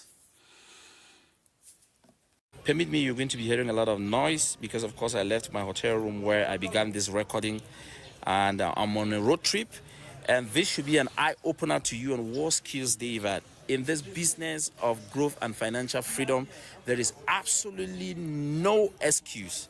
I have more than enough excuses as to why I shouldn't be on this panel, why I shouldn't share this, because of course I'm traveling and my internet connection will be interrupting. But then no, I had to do a recording and send it because there no room for excuses. So let me tell you this, we live in a world where keeping your job is the hardest. And trust me, job security is absolutely fragile. The only thing that is consistent and constant is the skill that you possess. And most of us have the skills that are available to make us financially free, but because we are ashamed and we do not understand the power of putting the camera right in front of us and telling the whole world what we can do, trust me, we are still lagging behind. That camera can be your side hustle. And when I talk about side hustle, it's not just a second business or a second source of income. It is a second chance at freedom, at stability and growth. It is exposure and monetizing of your passion and the skills that you possess by letting the whole world know that this is what I can do. So whether it is baking, tutoring, digital marketing, photography, you can name them. These are special skills that you possess that could earn you a lot of money over time. Or by making posts regularly on social media, build a brand for yourself, and it can attract much more high-value customers. If you're doing farming, you can film your farming process, put on social media. If you're into clothing, you're into fashion, you can do all of that on social media.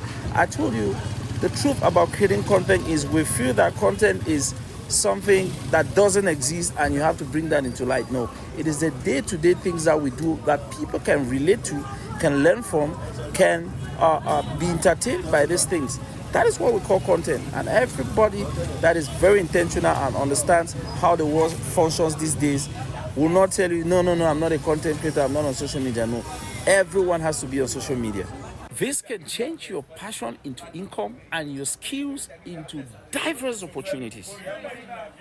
I started creating content not just to make people laugh, but to educate people across the world and make myself visible in return. Exposure. Social media is the new CV. If you can entertain, you can educate or inspire, then you can earn. Through comedy, I've been able to build a platform that has attracted brands, partnerships, clients over time. I advertise for businesses, and it's exposed me to much more avenues that on a daily, my regular job would not expose me to. Now you look at most of these platforms are monetized. So it's either you're making money directly from these platforms through monetizations, that if you're finding countries where monetization is allowed, or you are getting a fan base that becomes your source of income, because over time you can monetize through selling a business to them. Even with just a phone and internet, content creation is an equalizer. It is very free to start, but very, very rewarding. That is if over time you're consistent and you're putting out a work or a piece of work on media that is valuable, relatable, and addresses a certain group of people, or addresses situations within the community, or entertains people from a relatable point of view. So now you see, through content creation, I mentioned earlier that I am into humanitarian work. It is from content creation that I'm able to give out the proceeds back to community. It is from content creation that I've built a reputable fan base that over time they would join me, or they would partner with me projects that uplift the community. Now it is through this content creation where we've been able to build a fan base that gives us a voice in our community, that we can be able to talk about certain issues, and we are 100% sure that it's going to reach a wider audience. What are you doing with your time?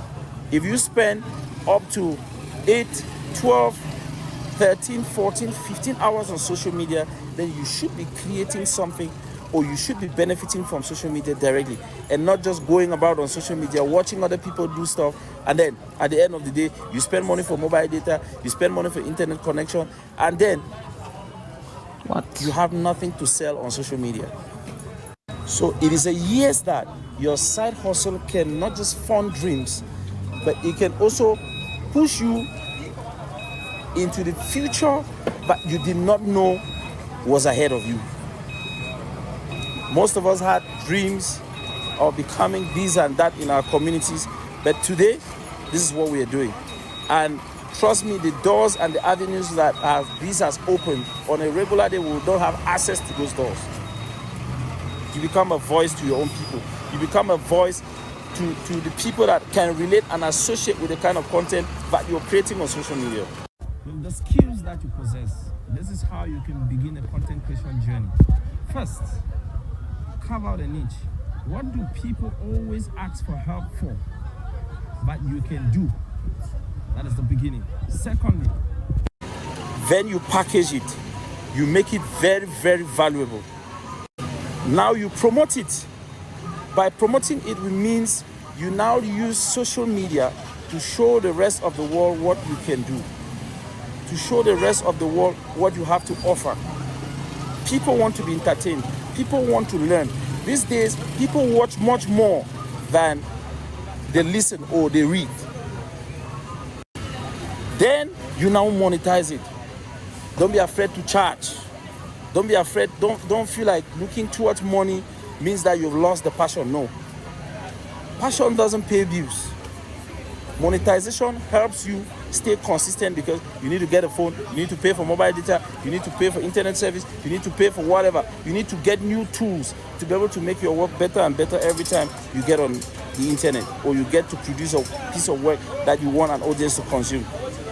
So in a nutshell, it is an investment, both physical, financial, time consuming, but it is an investment that needs a lot of money to push over time.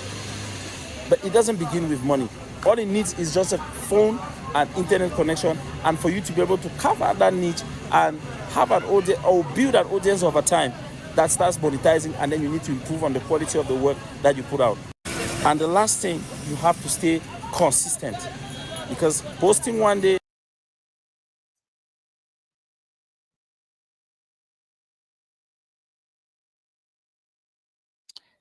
Wow, this is powerful. This is powerful. I bet you all have picked wonderful messages from what Mr. Nze shared there. And I believe all what he shared was from personal experiences. And I would say that for myself, it took me a while to understand my niche, because I felt like I was spread across multiple ideas. And before I could know what I was really passionate about, it took so many try and errors. So sometimes you try something and it doesn't work, but you think, hey, now is the time for me to give up. No. If you failed, it was an opportunity for you to learn. What did you learn from that failure? So failure is not a time to give up. It's an opportunity that you can leverage. So I really learned a lot from Mr. Nze's submission there. Just understand your network is your net wealth. If you understand that the people you connect with, and when you connect with people, you need to get to connect with yourself first. I always tell people there are three kinds of relationships that you can build, but it starts with your relationship with self. When do you connect with yourself to be able to understand the things that you're passionate about?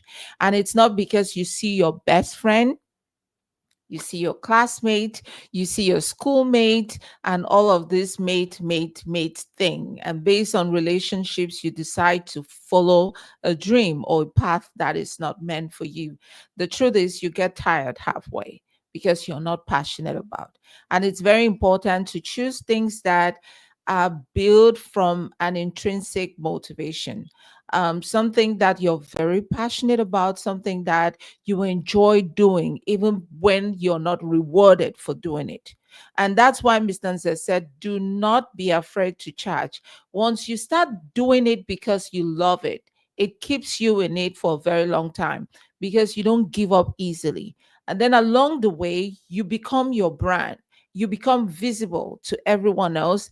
And then, boom, that's the time for you to start charging people. When you've built that thick skin, you've built the competency that people need. Because when you start off something, you're not that confident until when you see the credibility of what you're doing, that's when it builds your own confidence. And at that moment, you know that now you're a unique brand.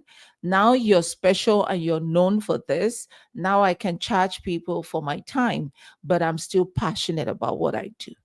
So thank you so much, Mr. Nzer, for sharing that. At this moment, I would like to remind folks that are watching on Facebook, we see you. Thank you all so much for joining. I see Kinzeka Etel. I see Glorious Grace. Thank you all so much, Mirabel Leberim. Thank you. And if you're listening to this program and you feel like there's something you would like to connect, maybe to follow up, anyone you would like to talk to, please reach out to us. Do not hesitate.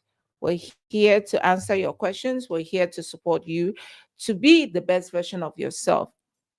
If you were invited by any of the contestants, you can also reach out to us through them. You can also, oh, that's Madam President. Madam President, you're welcome. These are some of our community leaders that are joining us. And I believe that with their voices, we can do more of this. Thank you all so much. At this moment, again, this is the special moment we've been looking forward to. I don't know if Keba came back.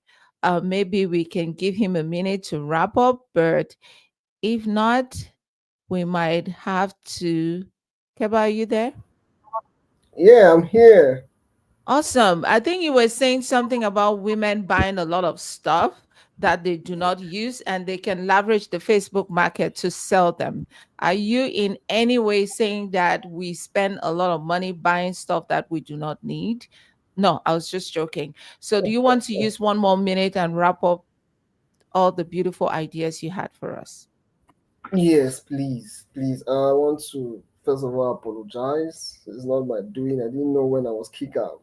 So, No all right, let me apologies. just go right away. Let me go right away. So, I was talking about selling your old stuff, products that you've used, and in fact, when you say what we used to get from abroad is semi-used. You have not used it twice or you have not used it three times.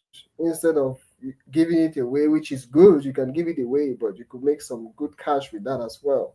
Sell it on Facebook Marketplace with your phone and you understand how the system work. As soon as you know you now have a clientele, you can now start importing from China, from Nigeria, from anywhere you want to get that. So that's another common, those are common things that we can do to make money with our phones. And there's also affiliate marketing. selling someone's product and getting a dividend out of that. So yes, so I encourage all of us. I just encourage us to start where we are, start with what we have, and we should just be consistent. Thank you, ladies and gentlemen. And thank you, Coach B, for giving me the opportunity to finish my presentation. I Of really, course. really do appreciate. Thank you. So there's one thing you need to know, Keba, even though your video also disconnected you last minute, we pay a lot of money on this side of the world to talk to a business consultant. So it's a lot of joy that we're getting this for free. So I saw someone was just IMing me backstage that they need to talk to Mr. Keba. So again, Keba is a business consultant. He's passionate about helping people make money. And so if you would like to talk to him outside this session, please also do not hesitate. He enjoys doing it. Thank you so much, Keba. Again, beautiful presentation Thank from you. all the speakers. Again, I'll keep you backstage for now, but I'll be bringing up all the speakers while we listen to the pitches of the contestants. So we've heard from all these wonderful speakers. And I believe that we're all maybe just digesting all of the beautiful things that they shared, all of the beautiful information that was shared. And again, like I said, now it's not the end of it. This is just the beginning of a new network that you've built. Now you have 5 or 6 more people added to your network, and you know where to find them. Now, I'll love our contestants. If you are ready backstage, we are running out of time, and be patient with us. This is the most exciting part of the event. Listening to these contestants, young people that have creative ideas, and we're looking forward to. Is for Bradley there? I don't see Bradley backstage. Okay. If Bradley is not backstage, I see Gala Rowan. Would go ahead and start with Rowan, who was supposed to be the third contestant. So please, if you are a contestant, use the link that was shared and join backstage. And I think, oh, I see why they are not able to join. Okay, there's some guests backstage that need to be removed. Oh, Consti, did I remove you? Consti, please rejoin. Okay. Disconnect. My goodness, what's happening? All right. Welcome and okay, for Bradley. For Bradley, I see you. Daryl, I added you back on stage. Mr. Sign, you're back on stage. Brenny, you're back on stage. Welcome and Consti, you have to rejoin. I think you disconnected because of the presentation that you had. And please, when you join on stage, just mute yourself while I bring up the contestants.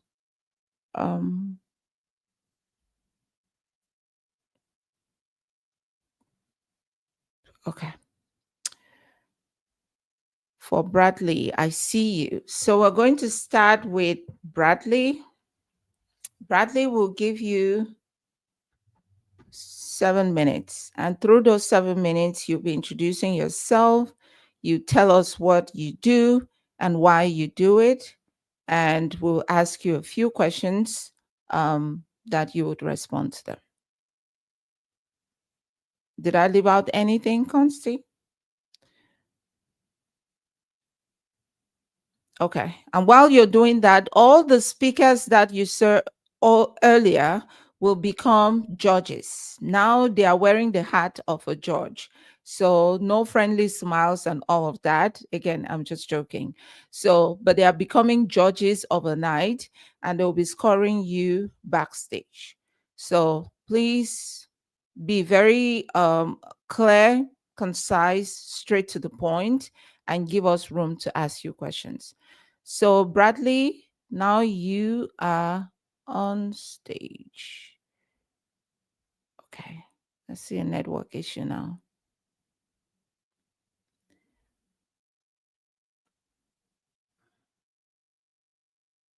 All right, I think Bradley's connection is not stable.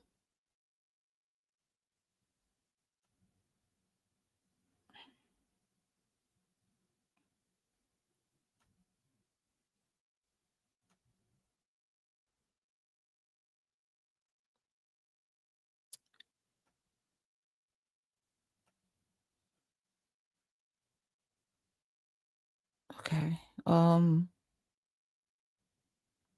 If Bradley is not here, I'll bring Foco. Brandon, are you ready? I see you on video. Okay. So we'll be hearing from this layout.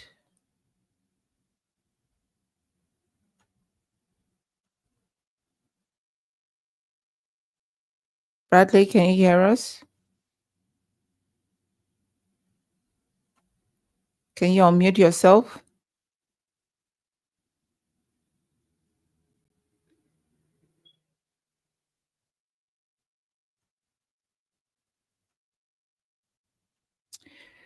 Bradley, can you hear us?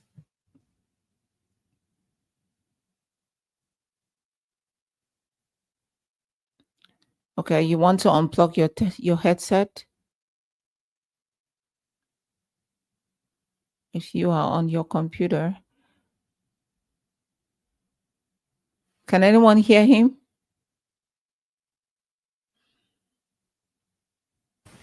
No, we can't hear you. Brandon, do you want to unplug your headset? Remove your headset. Yes. Unplug it from your device. Are you using a computer? Just use the computer audio. Are you using a phone?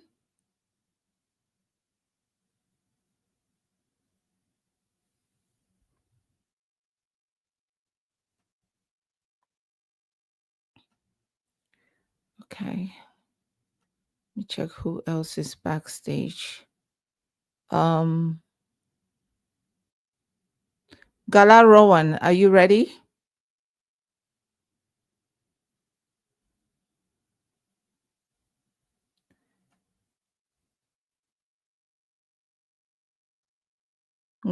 Gala Rowan, can you hear me? Interesting. All right, Consti, can you check backstage on the WhatsApp chat? I'm not sure.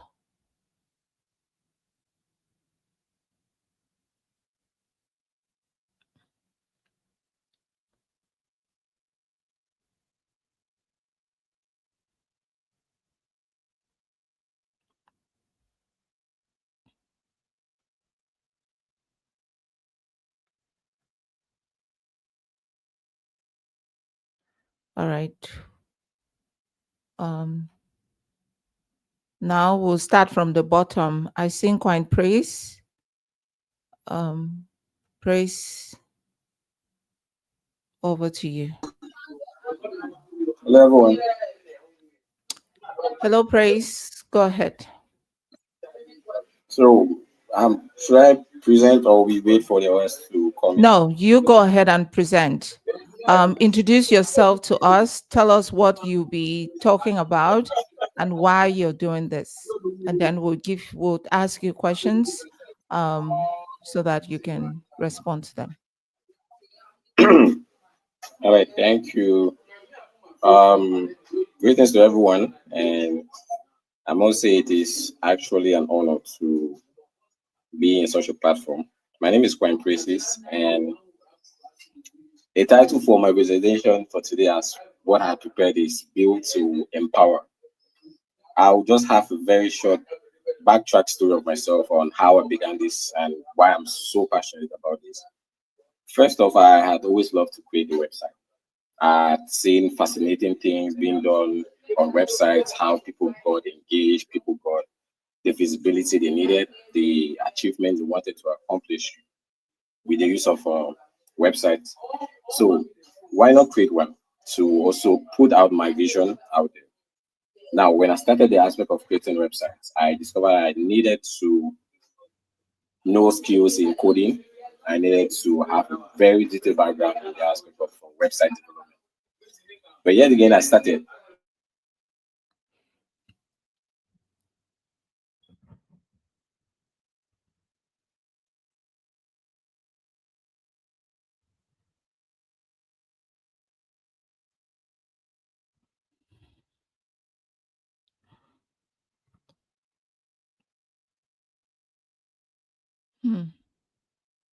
Okay.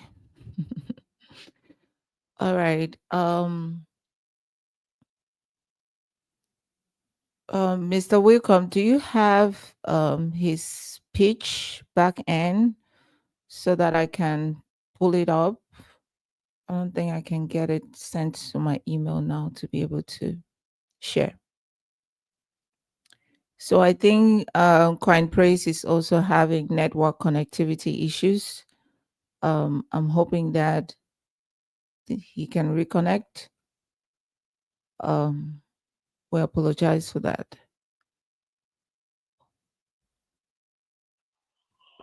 Bradley? I'm sure most of them are using MTN, and MTN is even just the worst. Orange is better.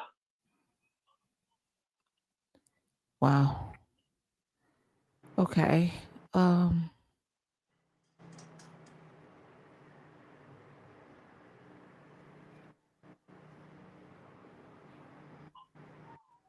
Okay. If most of them can, if they have the possibility to switch to Orange, let them switch to Orange. If they're using MTN, it will be very difficult for us to get them.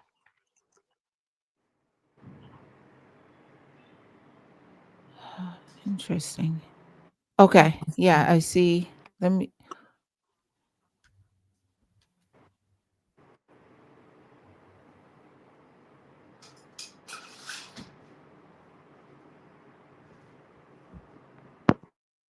Okay. This is for Bradley. Please go ahead. Introduce yourself. Tell us what you do and why you do it. And the jury will ask you a few questions. All right. Good evening, Ma. Good evening to everyone. Thank you so very much for this opportunity. My name is for Bradley Mbako. I am a photographer, a passionate photographer, and I am a graphic designer as well. And the question of why I do what I do is because, firstly, I love photography. I love the social media world. And I'm not just doing it because I want to make money, in as much as the financial aspect of this event, that is what actually gives me joy.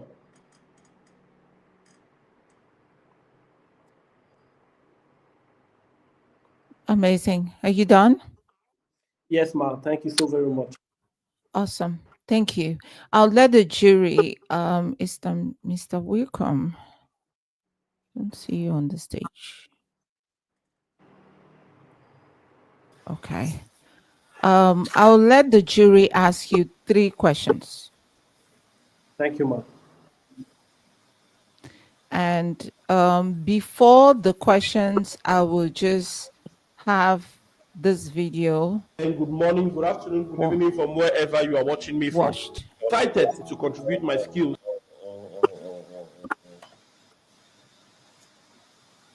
How did it disconnect?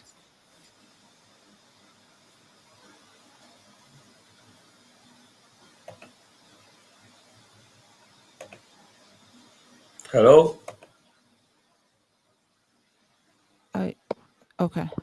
To present to you skills in focus. a photographic journey, a visual narrative showcasing the talents and skills of young people through powerful portraits and documentary style photography. This project highlights the creativity, innovation, and determination of youth. By capturing the stories and experiences of young individuals, I aim to inspire and to empower others to pursue their passions and develop their skills. This project actually aligns perfectly with the World Youth Skill Day, providing a unique visual perspective on the importance of the youth skill development.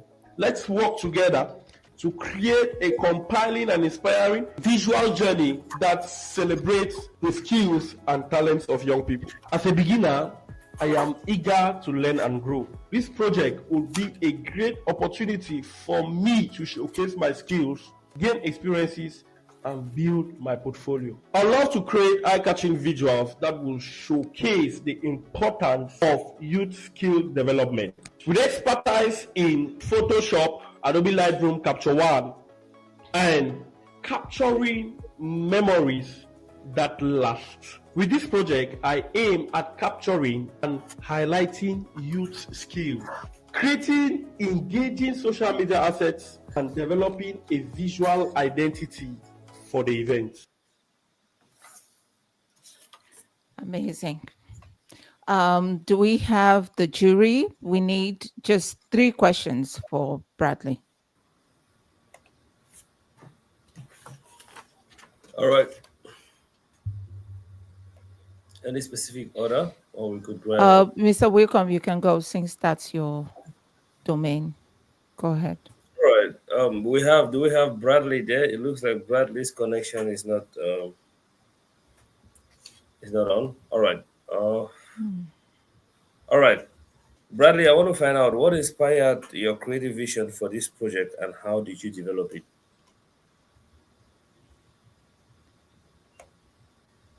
Bradley there? Yeah, he's back. All right, Bradley, can you hear me? Bradley?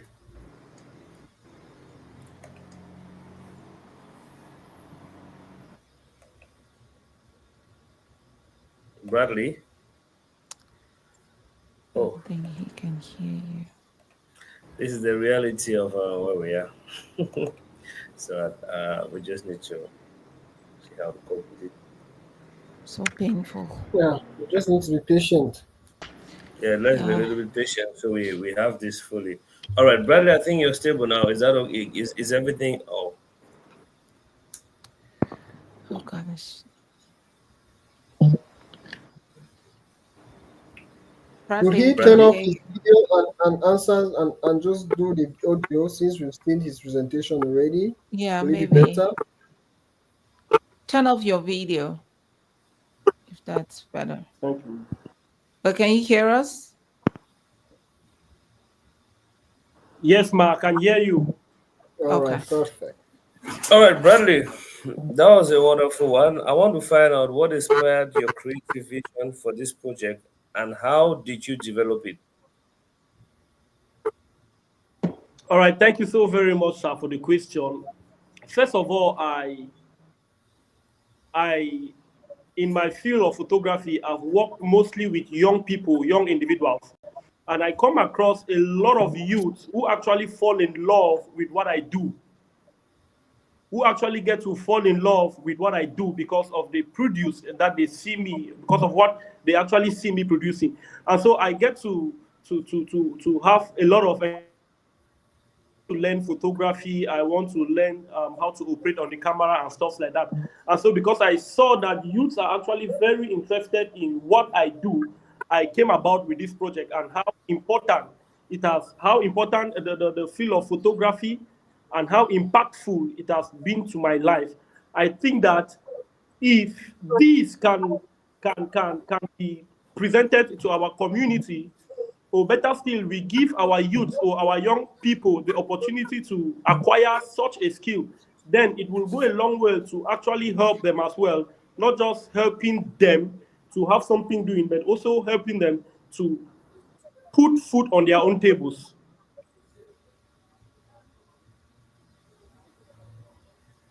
Okay. Beautiful.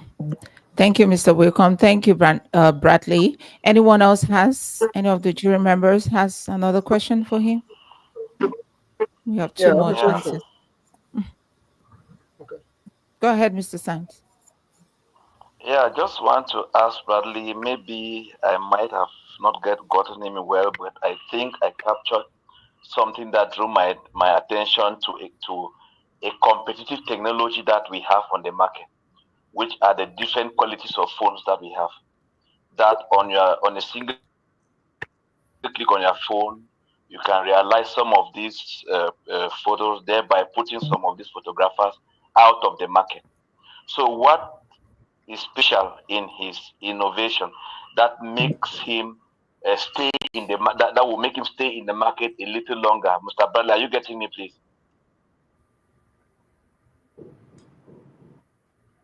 Mr. Bradley, are you getting me, please? And that was a very good question. Yeah, yes, sir. I can hear you, sir.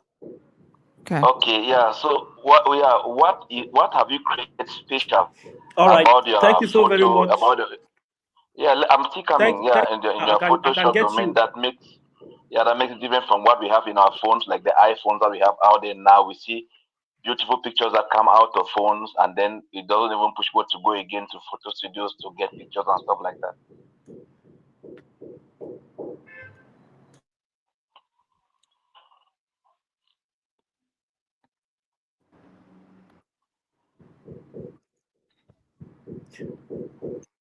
Bradley, can you hear us? Okay. Thank you so very much for the question, sir. All right. I've actually been into this field of photography for 5 years now, and every day comes with a new client. I've actually studied and had a good understanding of photography, and then I want to say that they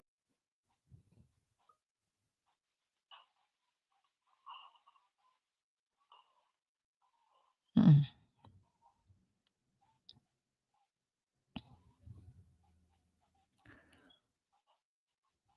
Okay. Maybe we might want to devise another strategy to get their responses. Maybe they send their responses in the WhatsApp chat. Yeah.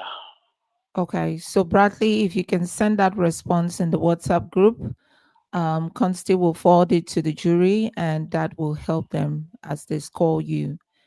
And I don't know if there's another question. Preferably maybe through a voice note. Through a voice note. Yes, that's a voice note on the WhatsApp group for the contestants, and then Consti will share it with the jury. Was there any one last question from anyone?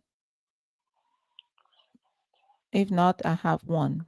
Yeah, I wanted Go to ahead, know about Keba. his. Yeah, I wanted to know his financial status, the financial aspect of his business, how his business, because he spoke about being passionate and training other people. I want to know if number one, the training is being paid, is a paid kind of training, or he's just offering, he's giving back to the community. Number two, how much is his turnover, or how much is he making per month, so we could know how we could work together or assist him more to go ahead if at all we want to go ahead. Amazing. That's another good question. Ties with the question I was about to ask. I was about to ask him if he were to take the 100,000 today, what will he do with it? So I think the both questions are in line. So thank you, Keba. Bradley, I hope you got the two questions. And if you are unable to stay backstage, please rejoin on Facebook so that you can follow up. At this moment, I would also remind the jury members to score Bradley as advised, so that we don't ramble at the end. And at this moment, I will also play the video of Quine Praise, And Praise, if you're here, would like you to come up at some point to respond to your questions. I see you on video, but I'll go ahead and play your video before. My name is you Quinn come up. Praces. I am a youth advocate for Community Peace Initiative, and my idea for this World Youth Skills Day Ellaniel Tank Challenge is simple but powerful. I believe every youth should know how to create a website. This is because in today's world, your voice and your vision needs a platform, and the website gives you that. I teach youth how to build their own website using free, easy to use AI tools with no coding, no money, and no tech background needed. Just a few clicks and your idea is online.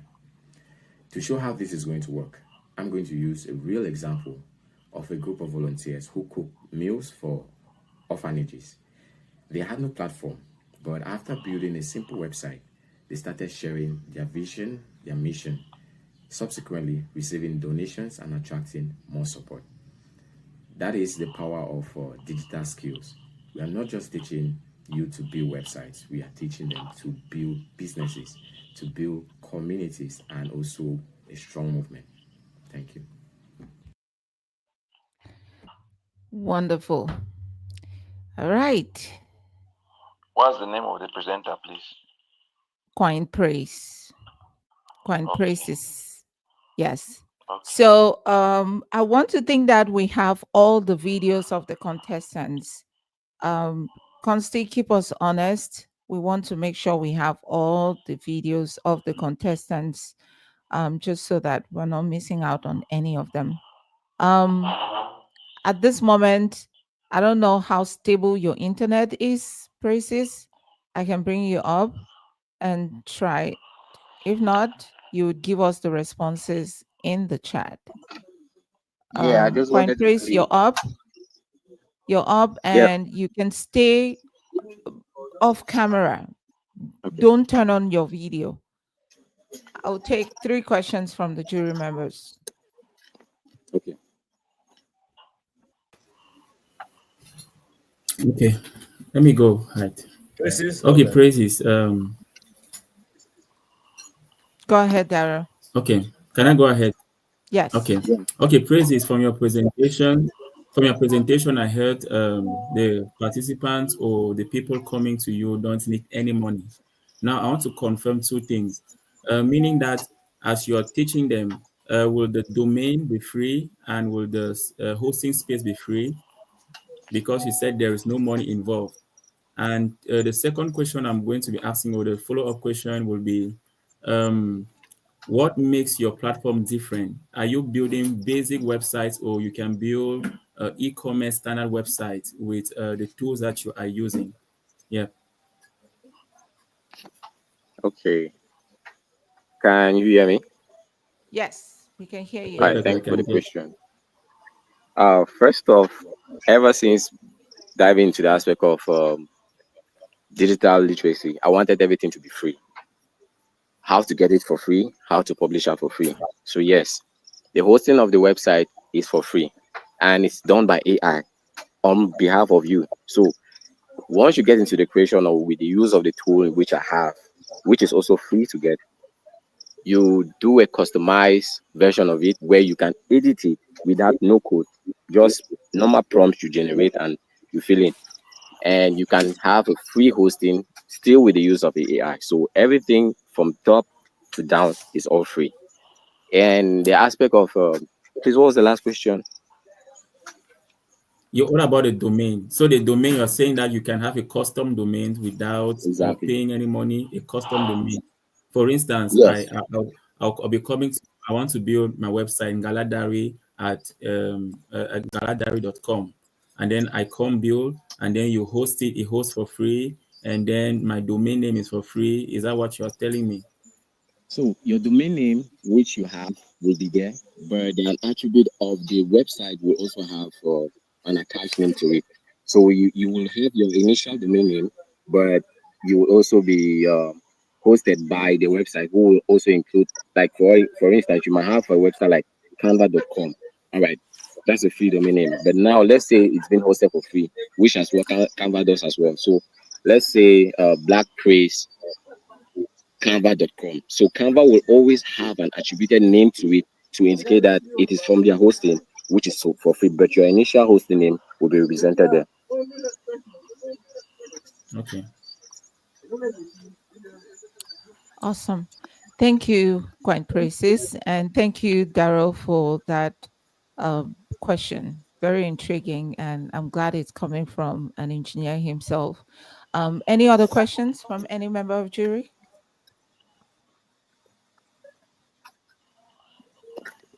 Yes. Go ahead, Mr. Sainz. Yeah. Chris, how can your new your innovative skill, your innovative technology help someone who does not know how to read and write?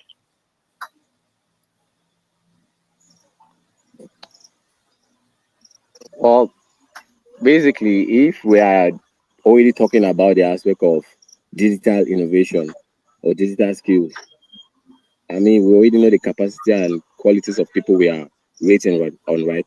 I mean, if you're bringing in on the table digital skills, digital knowledge to share to the world, how best do we want to grade those who come in? It is obviously that we are dealing with people who can actually read and write. And my skill or with the innovation in which I'm bringing in, it is easier for any person who does not even understand coding language, who does not even understand the aspect of web development. So at this point, if you basically know just how to read or write simple English, all you need is to develop a prompt which AI gives to you. You develop the website which AI still does for you, and you publish which AI still does for you. So basically, I think even you don't know how to read and write, you can still develop this. Okay. All right. I have a question. Go ahead. All right. Your brass praises, right? Yes, sir. Yes. Your project relies on free no-code tools to build websites, which is great for accessibility. Many of these tools have limitations like restricted features or short-term availability. How do you plan to ensure the sustainability and long-term growth of the website your trainees build? All right. So before dwelling into it, I really dwell down to know if there were any limitations like hosting, pricing. Yes, they do have the pricing. They do have hosting limits. But in terms of long-lasting capacity hosting, I checked to see if maybe there were any limitations, and I was dumbfounded to believe that this was actually lifetime accessibility for all. So it is actually a way for the to share back to the community, and which somehow dwelled into my principles because when I was actually searching deep into knowing tools that could be available for you to use as a means to expose their talent online, this tool came up to be one of the best and favorable because unlike Canva, which you need a pro version, you this one you don't need any pro version. You just need the hosting, the ideas to create what you want to create, and it hosts for whenever you decide maybe never to use the account. Mhm. Okay. Amazing. Thank you all so much for the wonderful questions.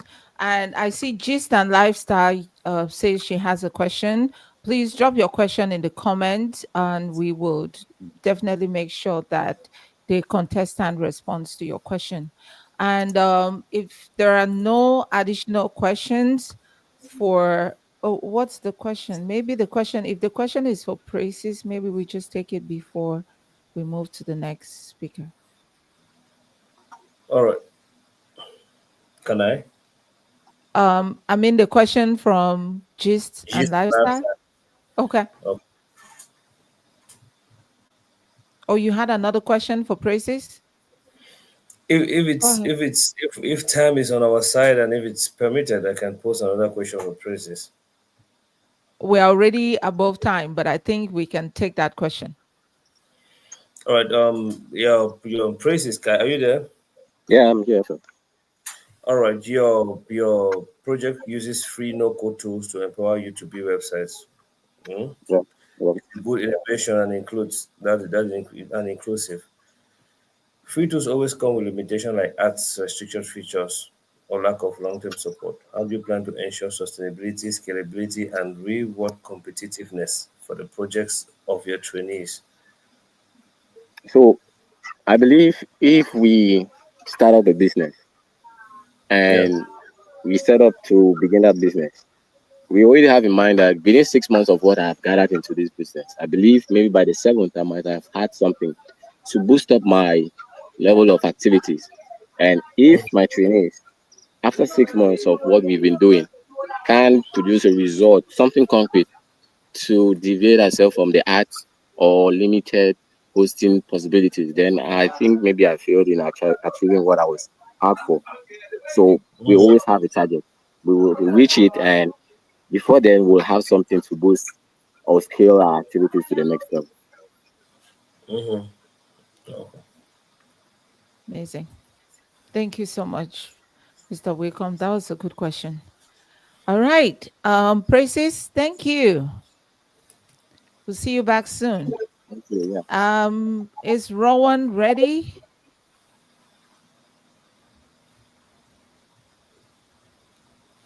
Okay, let's watch her video and then we can bring her up. Innovation. My name is Ngala Rowan Chik Bong Shisong. I am a Cameroonian studying information system management and I am 24 years of age.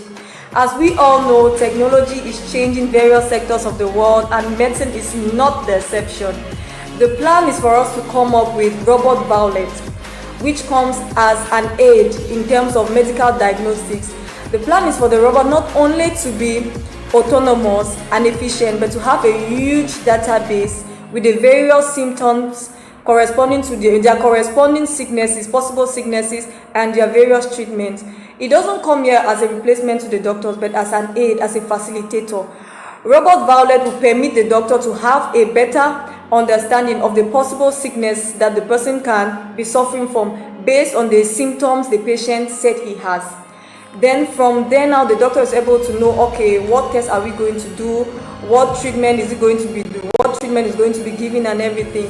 We all know advanced technology, particularly robotics, is not really worldwide accepted, especially here in Africa, particularly Cameroon, but I am sure it's really worth the try and I am sure it's really going to revolutionize the way medicine, particularly medical diagnostics, is done here in Africa, particularly Cameroon. I know this project is worth it and I am counting on you to be able to see the potential in the project and give it a try. Thank you. Amazing.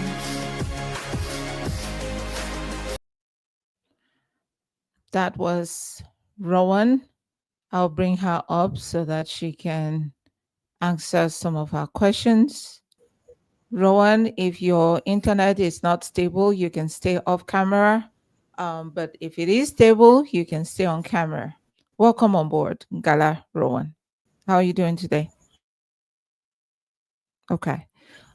You can stay off video.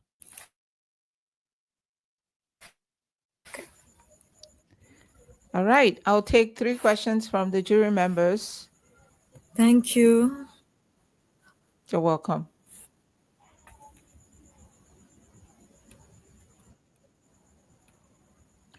Questions from the jury? Okay, Coach B, I'm going to go with a question. Hello, Rowan. That was a beautiful presentation, an amazing project at that.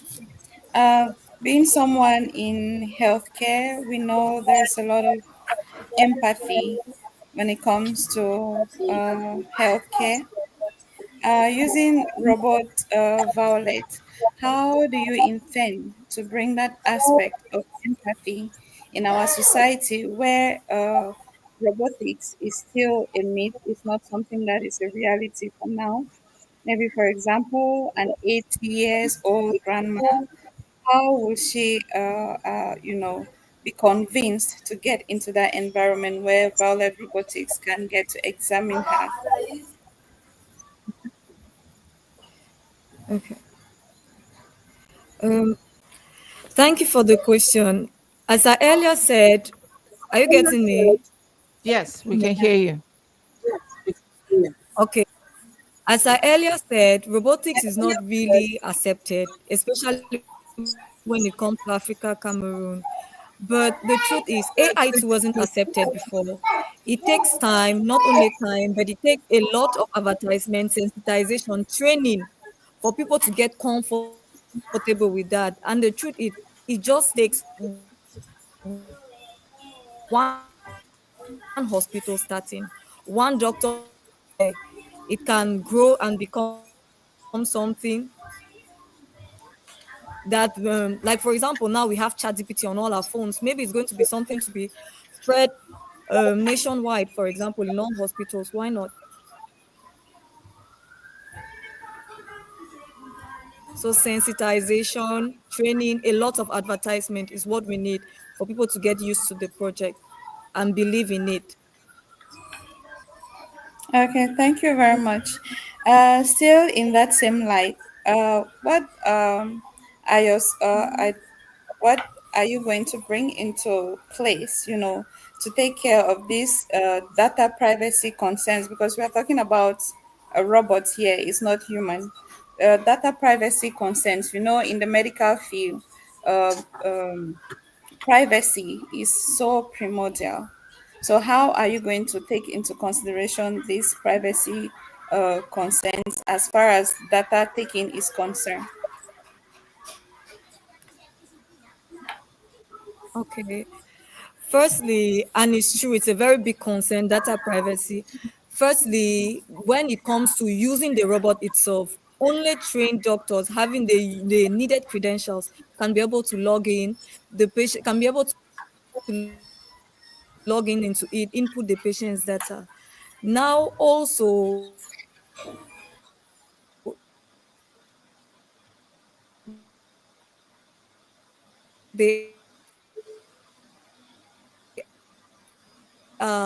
several authentication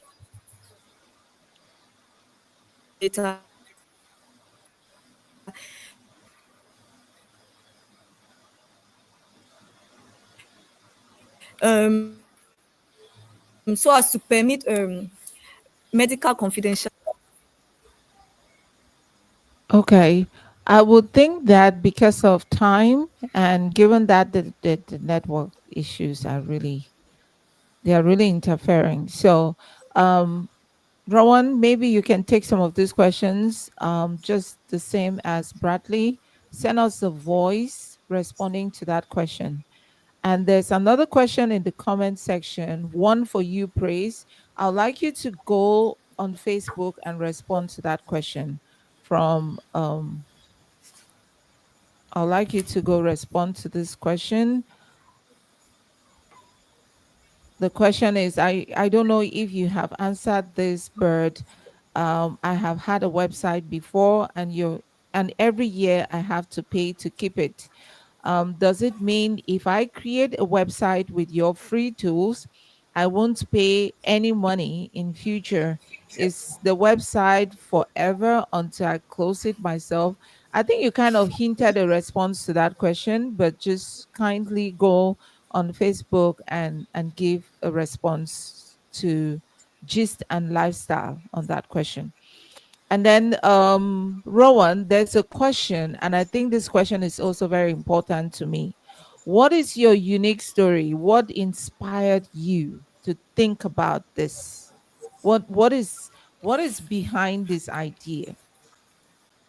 Having a robot that Okay. will act or play the role of a medical aid. It's very important in our society nowadays. Being in Cameroon and having this kind of idea, I'd love to know what inspired you. Um, Rowan, I see your back, but I don't know if we can hear you. Go Okay. ahead. Can you answer the Thank you for the question? question. Um, okay. And I know the previous question you were Okay. still in the middle of Okay. providing your Yes. response. Thank Mhm. you for the question. Are you hearing me? Yes. Okay, please respond to the questions. Okay. Um, Um, I am a stage 3 rheumatoid arthritis patient. Stage 1 basically it's joint pain. Can you take that again? You're stage 3 what? Okay. We heard stage 3, but I As don't know if earlier anyone said, listened. I am a stage 3 rheumatoid. Okay. Okay, Okay. good. I am a stage 3 rheumatoid arthritis patient, which means I have multiple deformations due to late diagnostics. I don't know if you can see the screen.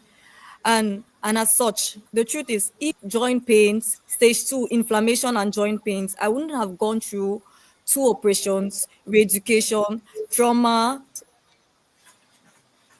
wheelchair.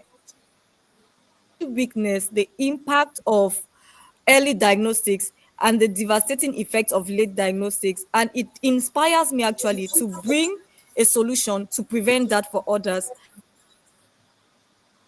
And I am very much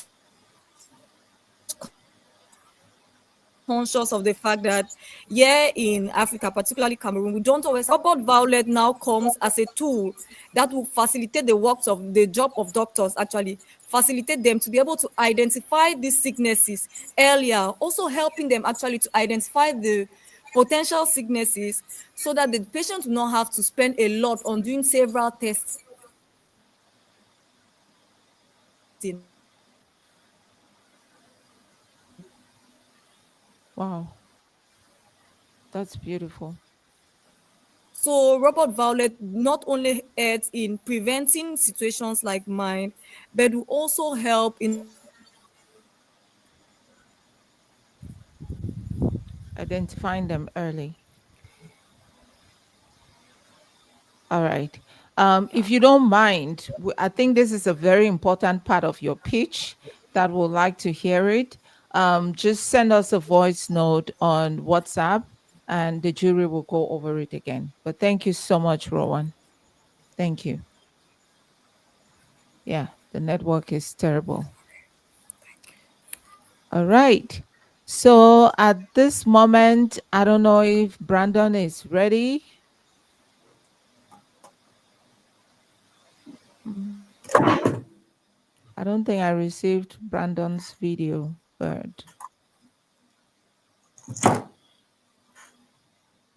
Brandon, go ahead.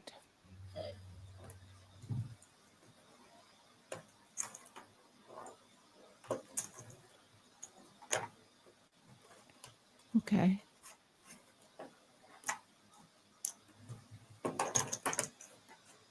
We did not receive a video from Brandon. Do we have a video? I don't think so. We don't. I think Conste can confirm that with us. I don't Constance, think we can have. you please confirm that? Excuse. Dr. Anita, if you have any questions for Rowan being in the medical field, please feel free to ask some of them so that she can provide answers.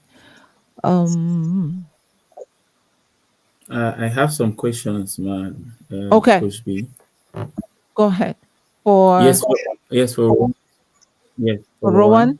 Rowan. Okay. Um, yes, yes. yes, How sir. knowing full well that robotics in Cameroon, Africa, the materials might not be very much accessible. What is your plan on getting the materials? And also, how do you plan on merging AI, adapting your robots with AI? How do you plan doing that? Yeah. Um, yes, Ms. Tangala, as you are coming up with the question, it's true. It's not really easy for us to get those tools. And for example, to create my prototype, the prototype in the video, I had to import. But the plan is to be able, with time, to be able to create that from scratch so that it should be not only for Africa but made by Africa. And also, I didn't get the last part of the question. Please, can you repeat it? All right. Thank you. How are you planning to merge AI and your robot? Knowing full well that you're going to be dealing with diverse people, how are you merging that, the both AI and your robotics? Okay. The prototype people just saw, it's more of just the mechanical part, just maybe a robot moving and everything. But the truth is, what really makes robot Violet is the brain behind. For example, we already have a Flutter app with that is being made. It's already functional and everything. That is able to, based on the patient's responses, be able to detect if the patient is creating so much order of this, so other components like this one, so that the robot will not only be able to detect depression but other things, also other sicknesses, based on the responses of the patients. So definitely AI will be integrated in the project.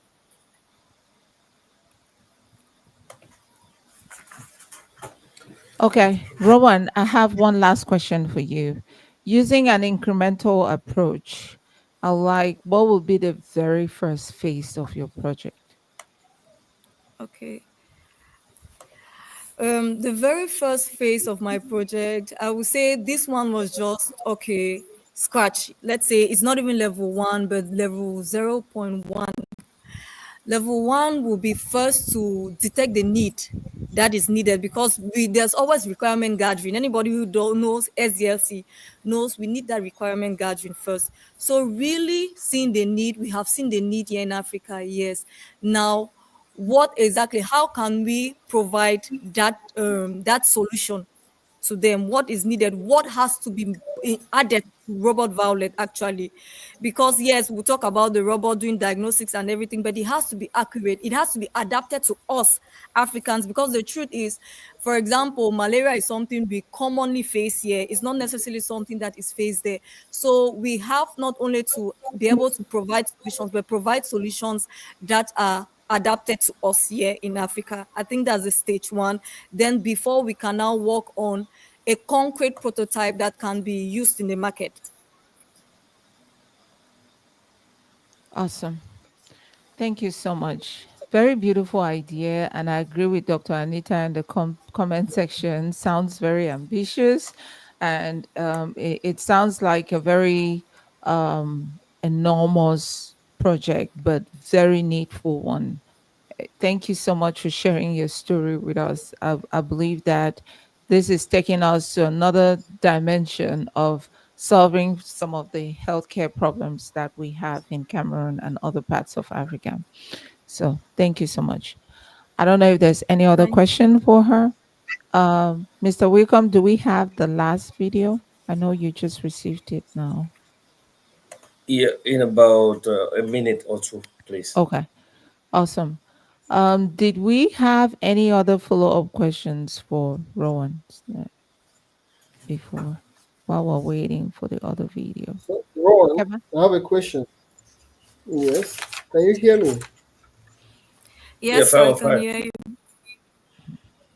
Okay. So, what will it cost someone or cost you to start the first phase, like Coach B said? How much will it cost to start the first phase? And how much did you spend on bringing up, on having that prototype? Okay. I will start with the second part of the question. It cost about 50,000 francs CFA to be able to come up with the project, the prototype you're seeing, from the buying, importing from Douala and everything.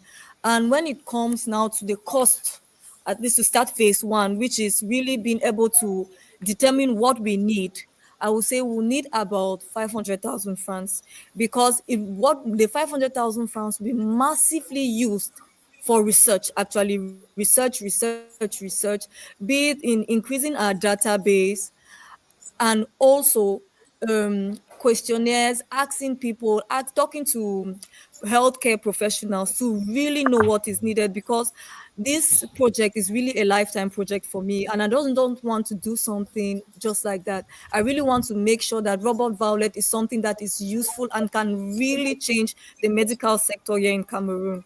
So I would say about 500,000 francs to commence with in terms of research. And I am also open to any partnership and mentorship, because the truth is the idea is there, but I need follow up. I need help. We need more hands on this. Amazing call out. All right, thank you. Thank you, Keba, for that question. And I know it's a combination. Dara asked this question earlier. Gala Rowan, have you thought of maybe starting with a chatbot before a robot? I mean, you're talking about sampling, you're talking about gathering requirements. That could be a possible route to get more information. What are the kind of questions that people are asking? What is it that they are looking for? And it can help you really craft and fine tune your niche. Is that something you have within your plan? Yeah. Yeah. Yes, definitely, because the patient will have to input his data. So obviously, that aspect of the robot being able to interact with the patient is very important. And as earlier said, there is also an app. It's just that we can't present two projects because it has not yet been merged into Robot Violet. But there is a Flutter app actually that is able to detect mental illness, is able to detect depression based on how based on the way people respond actually. And I think I'm going to use similar technology also when it comes to questionnaires and everything to be able to carry out the diagnostics. So yes, a chatbot will be included and more. Awesome. Thank you so much. You're doing amazing. We appreciate you. Thank you. Are we ready, Mr. Wickham? Thank you. Awesome. Thank you. Okay. And I think we'll watch the last video now. And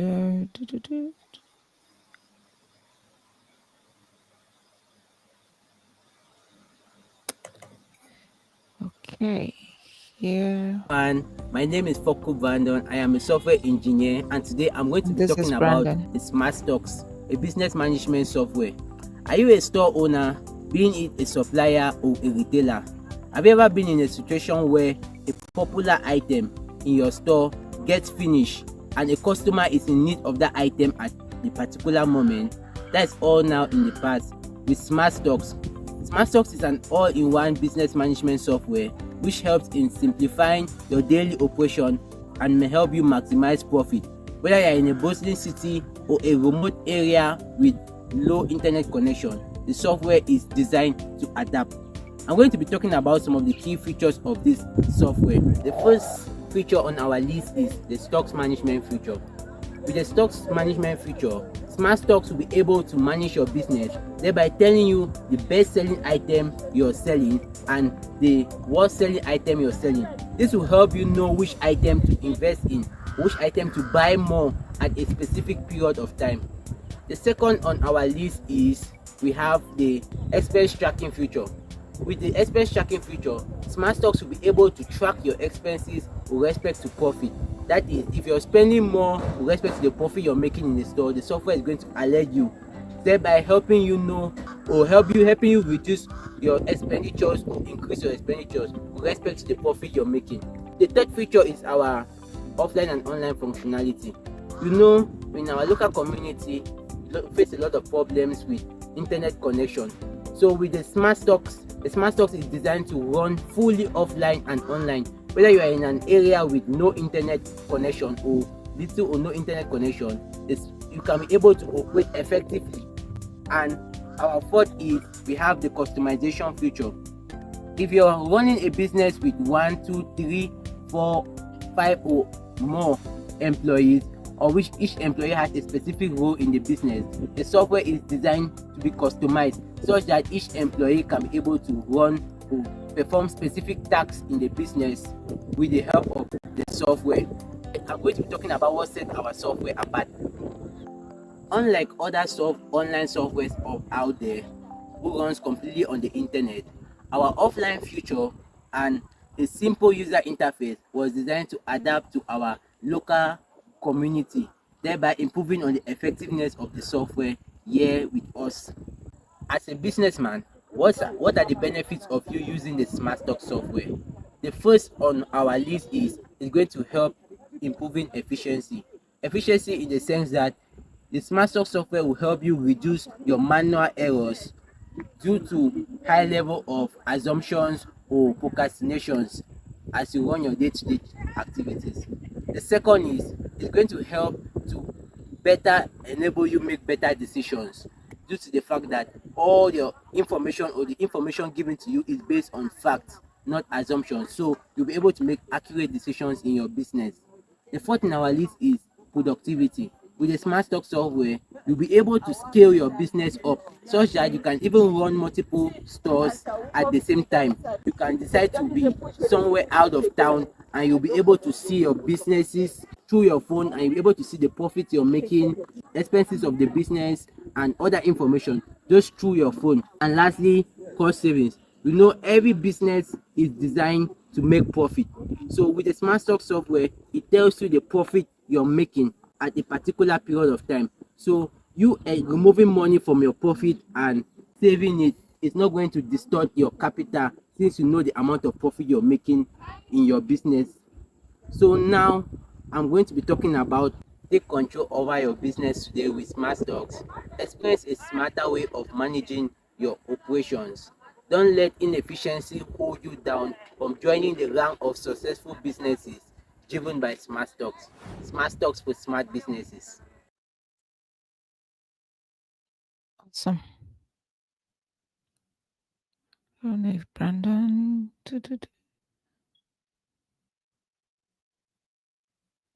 Okay.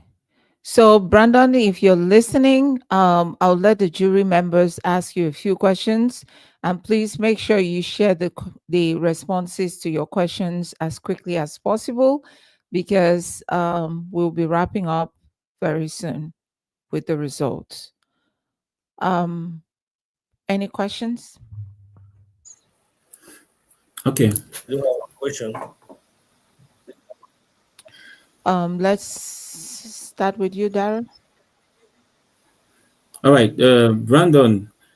I would love to ask more with the offline session.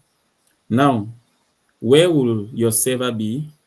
And if I need to use the offline version of your application or the offline feature of your application, will I not need a first time connection to an internet so I can be able to download the data and be able to use? So how do you manage that? How do you manage that if I'm in a village right now, I want to use smart stock? You said there's an offline service. How am I going to use that? Where are your servers stored? Now that's the first. And then now, how do you manage the prediction? You said like you can be able to predict that, all right, these are the most sold items of the mark of your shop, and you can be able to predict. So what technology are you using to predict? Yeah.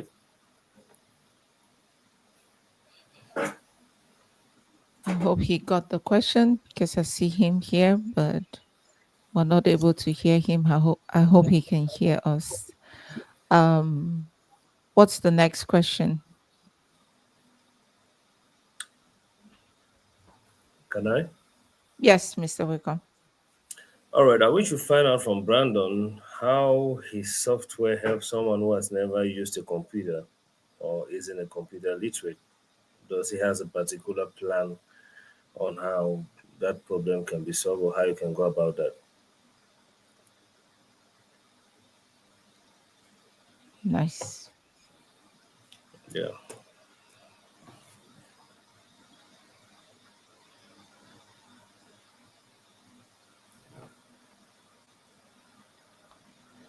Awesome.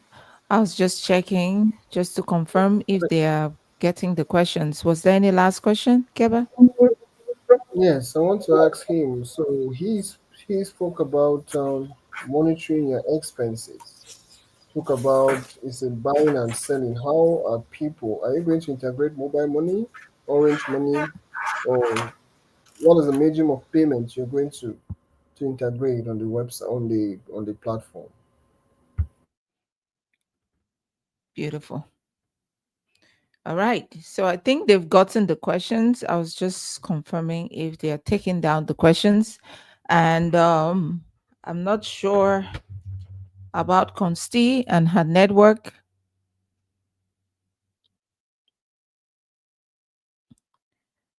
All right. Um, I might I have suggest to. we could I think Mr. Dawo, Mr. Wickham, we could just write our questions and we could forward it to Constance. Yes. Yes. In the group chat.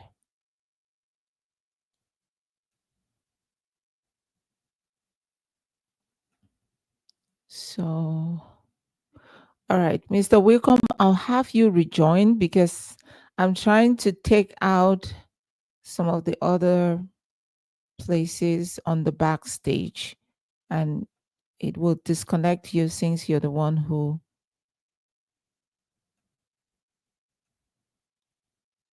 Okay, because I think we don't have enough room backstage.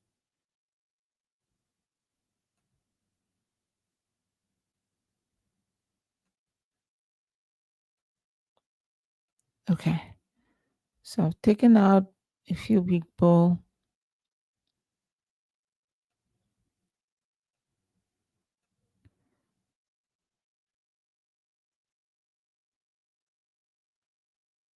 Okay. So at this moment, I would let Brenny, who is the director of the Ellaniel Foundation, just help us, give us maybe an idea of what this event really represents to the Ellaniel Foundation while the judges are putting their numbers together, and we'll come back with the results um, in a few minutes. If there are any additional comments that will be shared, we'll be sharing them to all our contestants and participants later. Remind your friends, your family members to rejoin as we're about to read the results in a few minutes. But before that, we'll hear from Brenny, who is, again, the director or one of the directors of the Ellaniel Foundation, and she'll be sharing why this event, what what does it represent to the Ellaniel Foundation? Thank you very much, Coach B. Hello, everyone, again. Happy World Youth Skills Day to all the youths. I believe all of us here are still youths because in Cameroon, we are youths up to 70 years. And we hope you've had a great day today.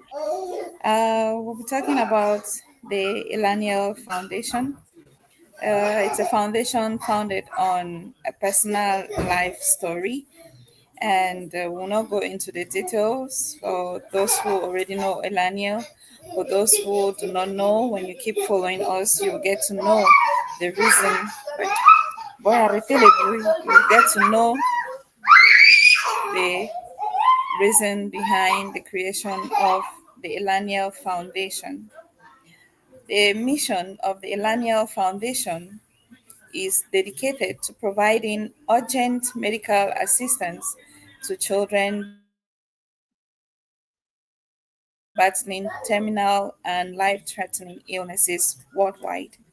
We believe that every child deserves access to quality healthcare regardless of their family's financial situation or geographical location. Elania does not only limit its scope to that. Elaniel works with women, postpartum women, to regain their personal identity, to regain their personal lifestyle after childbirth, not thinking that after childbirth they're abandoned to themselves. They help women who deal with postpartum stress to reascertain themselves, to regain that personality that they lost during childbearing. Ellaniel, in general, is determined to help everyone who is in need, or not actually in need, but who has something to give back to the society. The reason for this competition of today, where we want to help the youths, showcase their abilities, out there, because we know there are many youths with these talents. If you've been following up from the beginning, you've been listening from the beginning, you'll get to know that there are a lot of talented youths out there with so many beautiful ideas, but who need the right platforms to showcase them. Elaniel being one of them. And we are so proud of this first batch of youths who have come up today. And we trust that others will come in. And for the ones who have come in today, we want to encourage you. Even if you don't win today, know that you have uh, very beautiful ideas. You have very beautiful niches, and Elaniel is here to support you, to grow those beautiful ideas, because we have a whole community. Right from our coaches, you can see there are people with a lot of expertise in their various domains and who are ready to help those who want to work. And you see all of them are very serious people, and those who come on board need to be very serious, and you'll be taken seriously. So thank you. Thank you so much, Bernie. Thank you. And I think she kind of just captured everything we do within our community. And it's important you know what is happening so that you can know exactly which of those activities that you identify with, and if you can join us in one or two of our projects. Coming up for us will be one very special day on our calendar, August 28th, which is, in again, a day that we celebrate legacy, a day that we celebrate life, a day that we celebrate kingship. And we will be doing a giveaway, back to school giveaway on August, again, throughout from August 15 until August 28. We will be doing those activities just to remind people that you are loved, you're appreciated, you're valued, and you're seen. And if today you're one of those persons who has been challenged by difficulties, personal struggles, and silent battles that you deal with, I would want to tell you that the doors of Ellaniel are open for you to come in. And our coaches, starting with myself down to anyone else that is within our community, has benefited from the work that we do in one way or the other. And so you will be blessed, probably just from the smiles that we would share or from our own personal experiences that we would share with you regarding some of the challenges that we've been able to find an outlet for. I'm not going to promise you that you will completely forget some of the things that you're dealing with, but I can promise you that with practice, with consistency, with intentionality, you can have an outlet. You can finally find that exit for yourself, that rhythm around whatever you're doing, and it's going to help you be appreciative of some of your struggles, and you would start loving yourself even more and be confident even in your challenges. I say this out of experience. I say this because it's it's something that is possible. It's something that is very possible. And while the judges are putting the numbers together for us to finally know who is going back with the 100,000 francs or the 50,000 or the consolation prizes, I know one of our contestants was not able to make it. I hope he's okay wherever he or she is. But the goal of today was not to keep us here for more than 2 hours. We want to apologize for the network challenges and also for some of the unforeseen circumstances that stretched this program beyond 2 hours. I think it's also a learning opportunity for us because next time we'll be able to make sure that our contestants have very stable internet. We're going to clear our calendars so that we have enough time, focus time to be here with you all.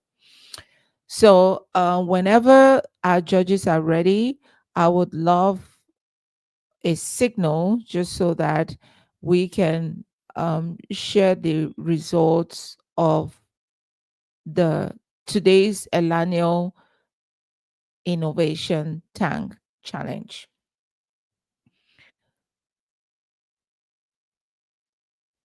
All right. So those numbers are coming in. I see some active work happening backstage. And if you were in joining on Facebook and you really wanted, or maybe you had a question related to what Ellaniel does, and you want to use this opportunity, I can give you a link backstage so that you can join and probably have your questions answered. I see some private chats. Okay. Awesome. So, Rowan said something about partnership. And if you listen to the speakers today, you hear a lot of them talking about partnership. So many of them talking about your network. Sometimes you just cannot do it by yourself. You might have the idea, and that makes you a vision bearer, but other people are supposed to do the work for you. You cannot do it all by yourself. So it's okay to call out for partnership. It's okay to share those dreams or those visions with people who identify with them. Keyword: do not share your dreams just to any random person, because I mean, we have some vision killers out there as well as we do have vision bearers. And so once you have a vision, you have an idea that you think that idea has a potential of growing, even if you do not have a blueprint of the idea, if it doesn't even make sense to you. Most times, the biggest dreams are the dreams that do not make sense initially. And as you start the journey, you unravel things. You get to find out what is that particular direction that you need to take. Just like Rowan said earlier, her dream is really big. It sounds really ambitious. And she says it might take her a lifetime, but she's willing to go on that journey. The good thing about such a journey is you know your destination. You know the problem you're striving to solve. It's just like using the GPS. Before you start a journey using a GPS, you need to know your destination. Even if you don't know the route, even though you don't know some of the challenges that you might come across on your way to your destination, but you know exactly where you're headed. And because of that, you will definitely get to that destination, because even through the storms, even through the hurdles, even through the blockers, you will still find your way through it. And some of the challenges will just be stepping stones to you arriving your destination. I heard a lot from some of our speakers. I heard from Daryl. I heard from Wicom. I heard from Mr. Science. I also heard from Mr. Keba, who is a business consultant, and Mr. Nze. These are people who have done it. And there's no way it can go wrong. Sometimes they say experience is the best teacher. Most times we need to see, have you been through it? Sometimes I tell my students, and I used to use this example, and I'm like, if you are having a baby for the very first time, in rare occasions will you start talking about the pain of childbirth with someone who has not been through it. Most times you want to talk to someone who has done it before you, so that they can give you insights on what you should expect. And there you believe them because they're sharing their experiences from a standpoint of someone who has been through it. And sometimes you might stand on a mountaintop and you see through so many other hills, but you think it's so easy to get to the next until you start the journey. Halfway through the journey, that's when you start appreciating that this is worth it. Am I going on this journey because I believe in what I would find on the other hilltop, on the other mountaintop? Am I going on this journey because I saw my friends going on that journey? It's just like if I want to talk about some people that migrated to the United States through the Mexico forest. I mean, some of them just unraveled. They just kept going one step at a time until they found themselves somewhere, but they were guided by someone who had been through it. So I love us to take um, some of these beautiful ideas that were shared today, and and make good use of them.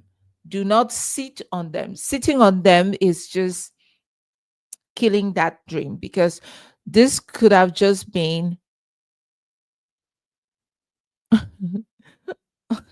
I'm so sorry about that. I was just reading a comment.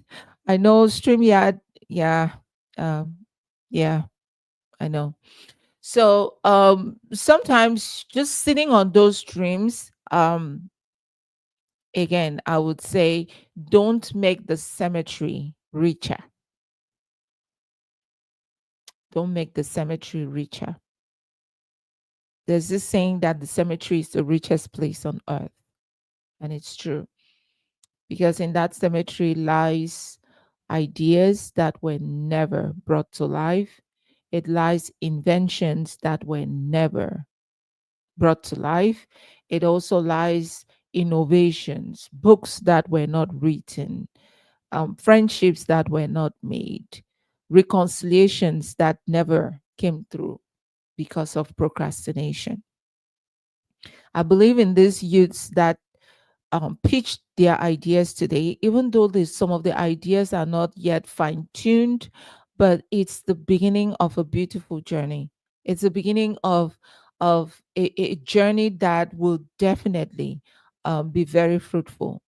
And I remember sharing this on one of my coaching sessions, that when you start a journey, sometimes it can be very lonely because you believe in that idea, in that vision by yourself. And sometimes it's halfway through that journey that you will find a journeyman. You will find someone who identifies with what you do, and boom, now you become two. And before you know it, through that journey, you might meet someone else. Now you become three. But the beautiful thing about such a journey is that you are meeting like minded people.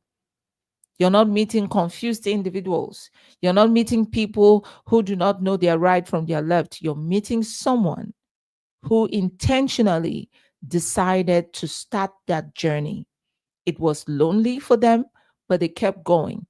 And eventually, they met someone who is like minded. So do not hesitate. Keep believing in yourself. If you don't believe in yourself, no one else can believe in you.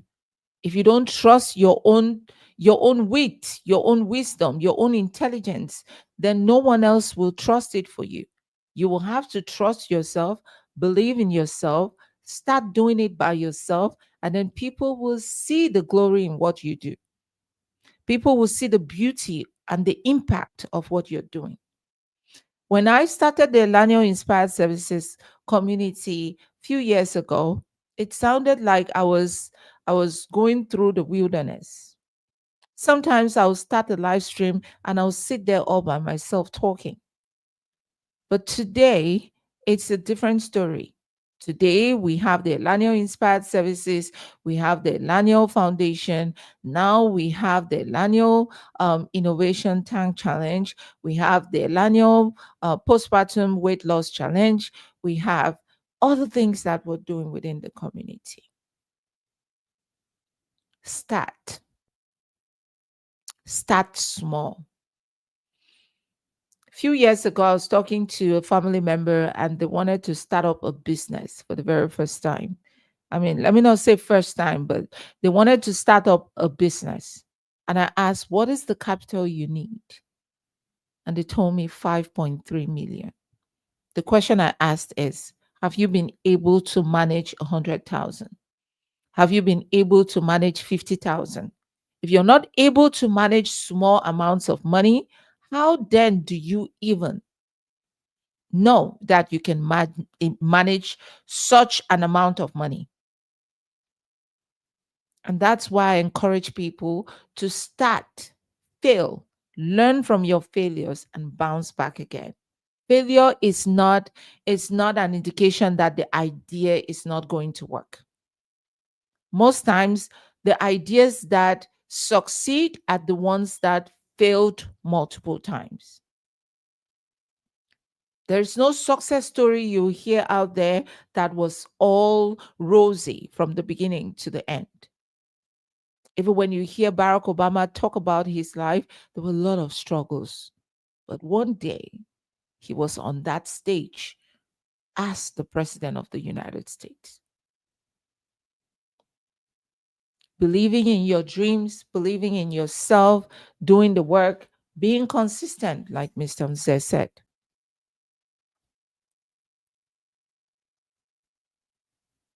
Come forth with all the motivation that you can have. Stay away from the people that make you feel you're going crazy. Stay away from the people that do not believe in you. And start by believing in yourself, because the moment you start paying attention to the people that doubt you or the people who do not believe in you, that is when you lose motivation. Because most times the people you love the most and the people you have this expectations on the most will be the ones that will not believe you, will be the ones that will say, oh, what is she trying to do? She doesn't even have the skills to do it. I'll wait and see what they will become. The truth in life, anyone who knows me, don't you dare say I cannot do anything. Because the moment you say it and I hear it, I'm going to prove to you that I'm a human being. I was made unique. I am beautifully and wonderfully made. I have special skills. I have the capability of doing anything I put my heart on. If you decide to do it, you can do it. You just need to believe in yourself. And there's this book I read, The 5 Second Rule. And this book is very great for anybody who struggles with procrastination. And procrastination is the dream killer. Procrastination, sometimes people say procrastination will help you prioritize. Yes, it does help you prioritize. But if you find yourself saying, I will do this, and you don't do it, and there's nothing tangible that is preventing you from doing it, you are struggling with procrastination. And that's the beginning of some form of a mental illness. Procrastination can be an indicator that you're dealing with another underlying issue. And until you go down to the roots and take care of that issue, then you will keep procrastinating. And before you know it, you are in your 40s or your 50s or your 60s. And I hear this common slang that a fool at 40 is a fool for life. I mean, I don't believe in it, because I know that people that were inventors at the age of 60, there are people that wrote books at the age of 45, there are people that had their breakthrough at the age of 50, and so on. So if you get to the age of I'm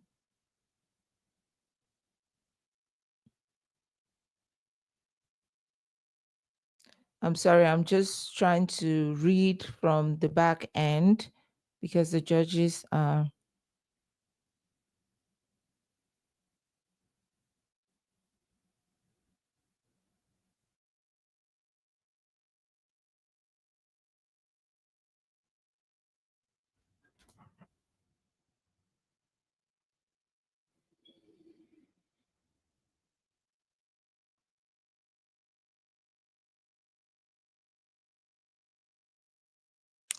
Okay, so I should be receiving the final compilation.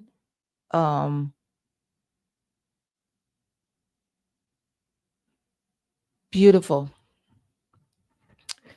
Okay, at this moment, I would like to invite all the judges back if you're able to join. I think now is celebration time.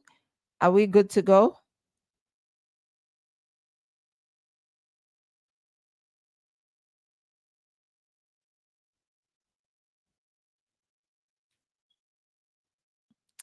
This is exciting. I love this. The moment I've been waiting for. All right. Brenny was supposed to be the one reading out the winner. And she seems to have network issues, so would get other judges help us with that. So let me bring the judges back up. Let's do this.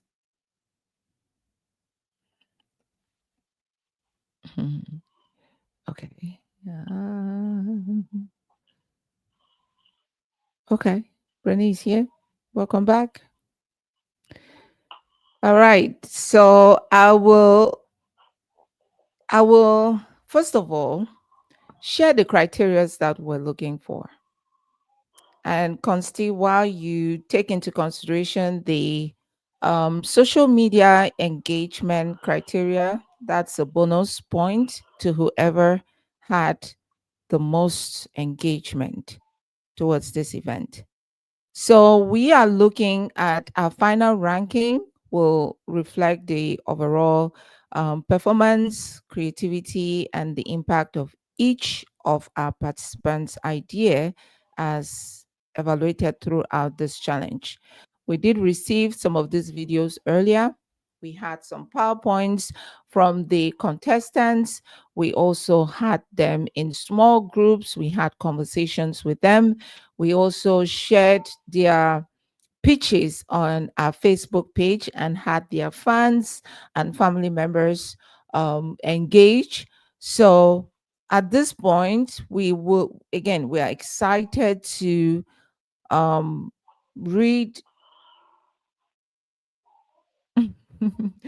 to read or to bring to you the finalists. And Bracy, do you have that information?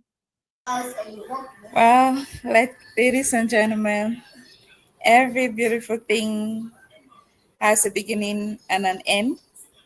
And unfortunately for us, we've come to the end of this beautiful and amazing first edition of the Ellaniel World Youth Kids Speech Youth Day.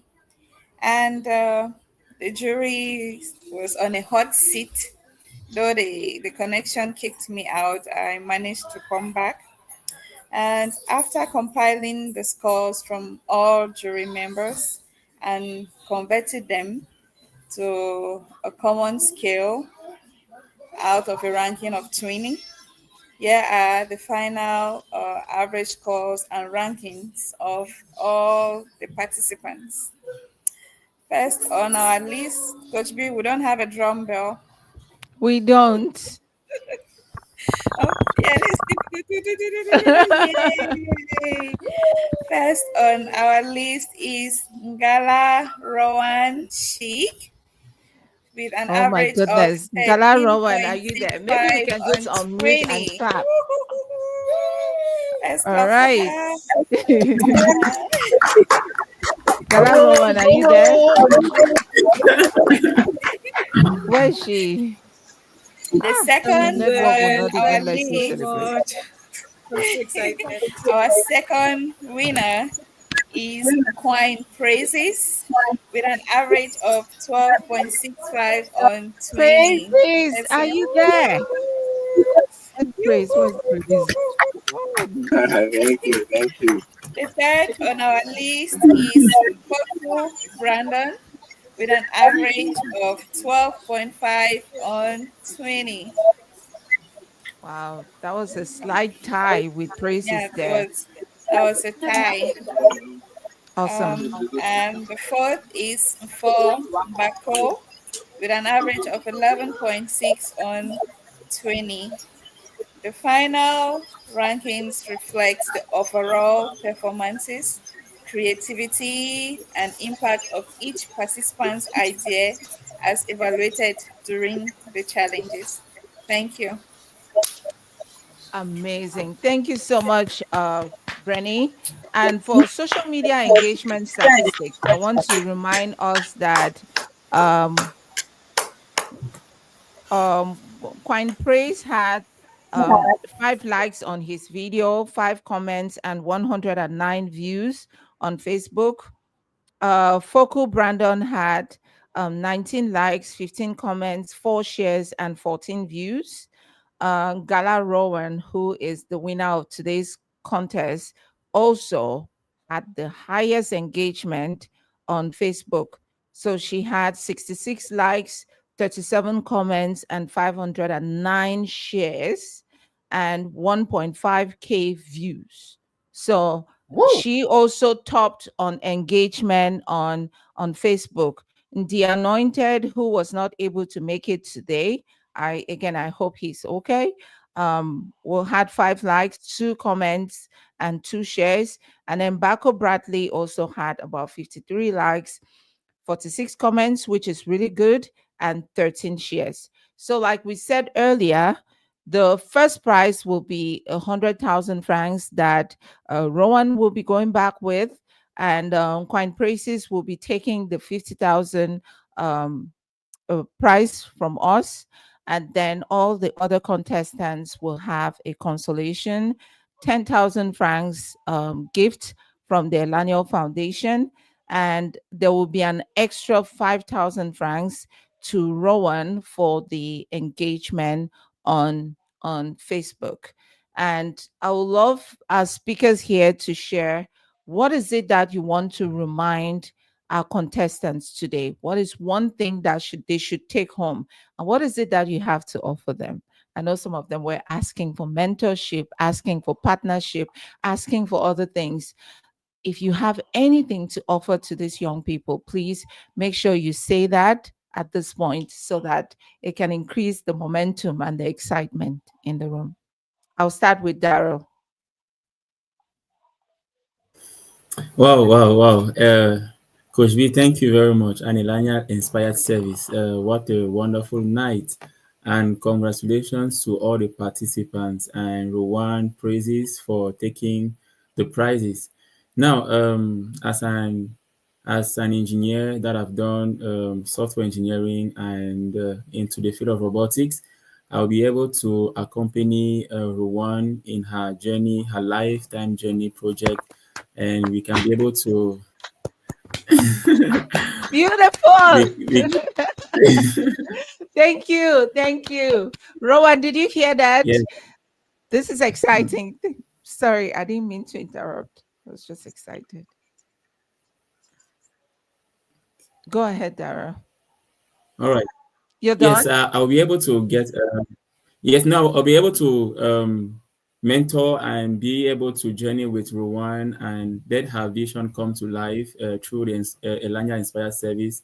And what Coach B said about the incremental method, we're going to sit down, bring out every step, and then we are going to see how we move from there.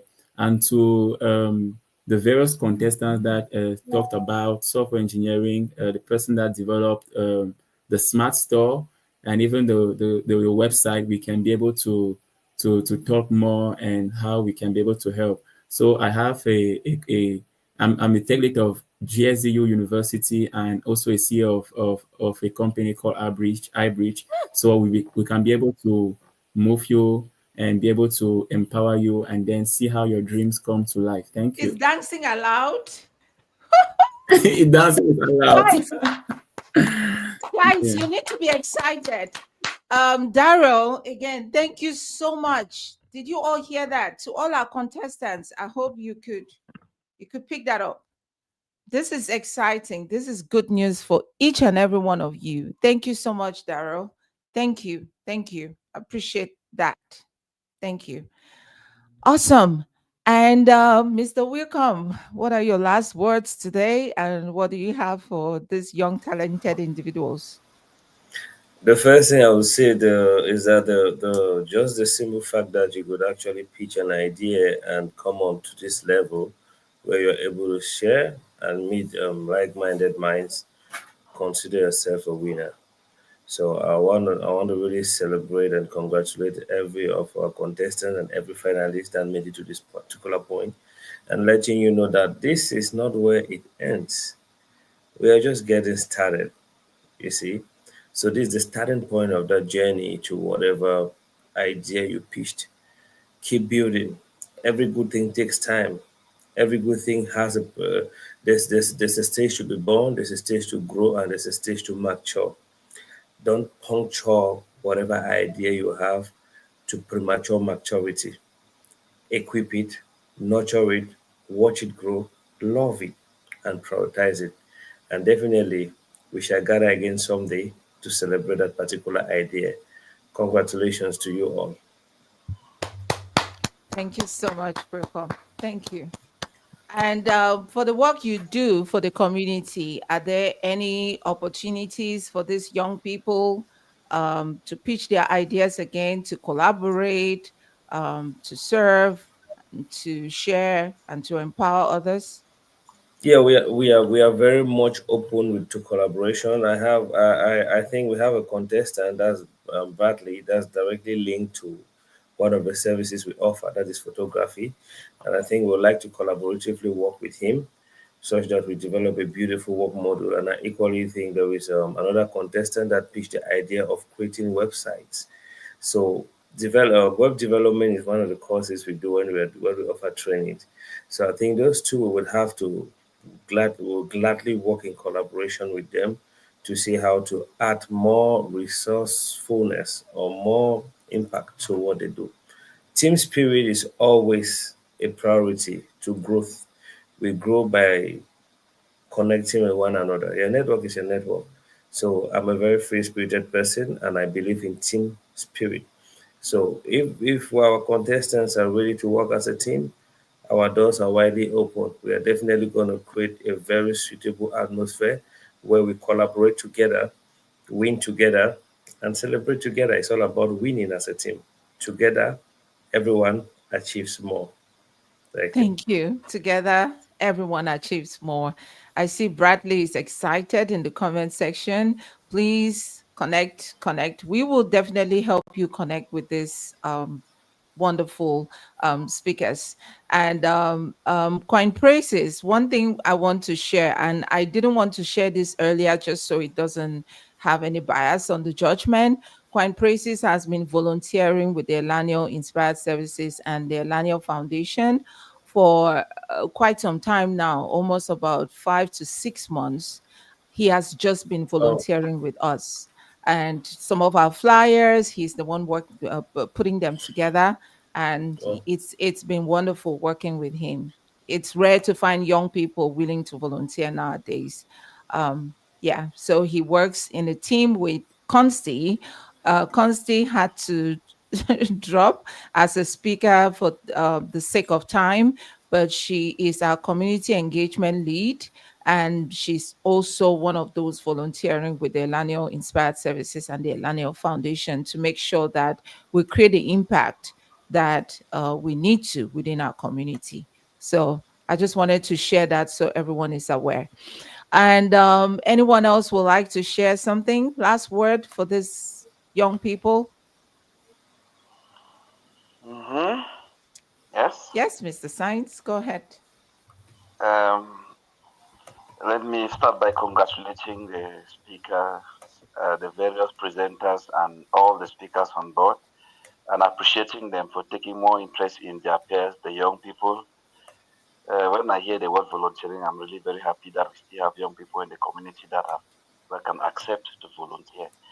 Let me just tell them that the sky is their limit, and they should know that there's a lot that they gain from volunteering. Fortunately, they are volunteering in the right place and with the right people. We can only continue to help them to network them more, making them to meet other mentors, other successful young people that they can network with, and maybe that can help them push them forward.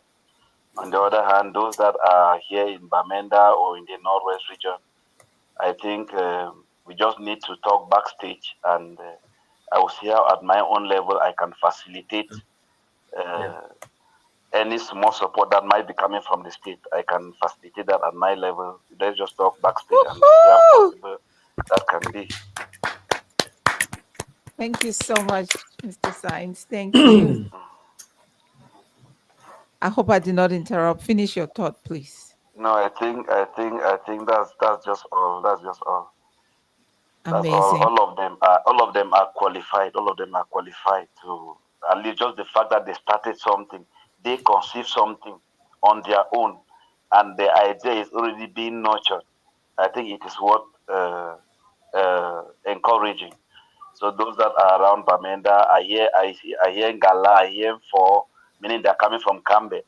So it's easy. We work out something, and then we see how we can facilitate support to come their way through our various partners and both government and other organizations. Awesome.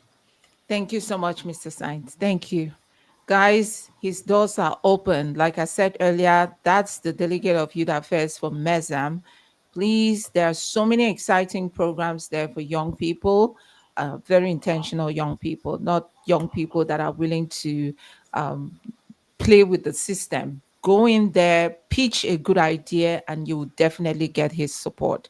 That's why he's uh, uh, uh, the delegate of youth affairs. So, and civic education, it's important for you to reach out and know that some of these programs exist within the community.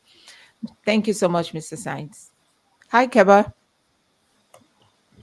Hello, I'm so excited. I've been dancing. So, well, my final thoughts. I want to congratulate all the participants, and I want to thank Millennial Inspired Services. I want to appreciate our able and capable speakers. So, for our contenders, what I will tell them is, for the fact that you were bold enough to stand in front of people and talk, I know it's not easy. When we started, it was not an easy task. That is already a sign to show that you're a go-getter. So do not relent your effort. From now on, just keep pressing on. Just keep pressing on and keep pressing on. All right, so I'll be interested more on Ms. Ngala Ruwan. Hmm. Ms. Ngala Ruwan, I work with Empower Hard Tech Foundation. If you do know, that's one other aspect that we don't talk about. They are mostly interested in bridging the gender gap in technology, and your project is a technological project. And yeah, we're going to work and see how the leadership of the foundation talk about your project and see how we could hold your hand up. That's what I could do. And I think we need to sell your story. We need to put your story out there because it's very important. Just the fact that you told us about your story and the fact that you don't want another person to experience this as a reason why you have kept out Violet Robot. I hope I pronounce it well. The Yes, Violet yes. Robot. That means that you really have a heart for the community. Let's talk and see how we can hold your hand and go up that stage. Wow, thank you. I appreciate Empower Her Foundation and you too, Mr. Keba, for that recommendation. I know him. I mean, every one of these speakers, I know them. When they say something, they do it. And please do not take this lightly. Connect and take advantage of this moment.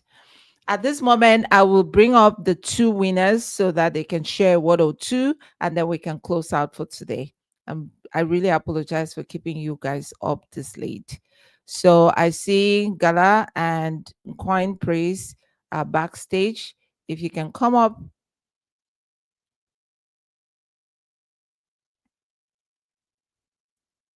you have an invitation to come up turn on your video if you can. If not, just say something. Hello, hello, Why? everyone. So, Hi, Praises. hi. Oh, How do you feel being the one of the winners?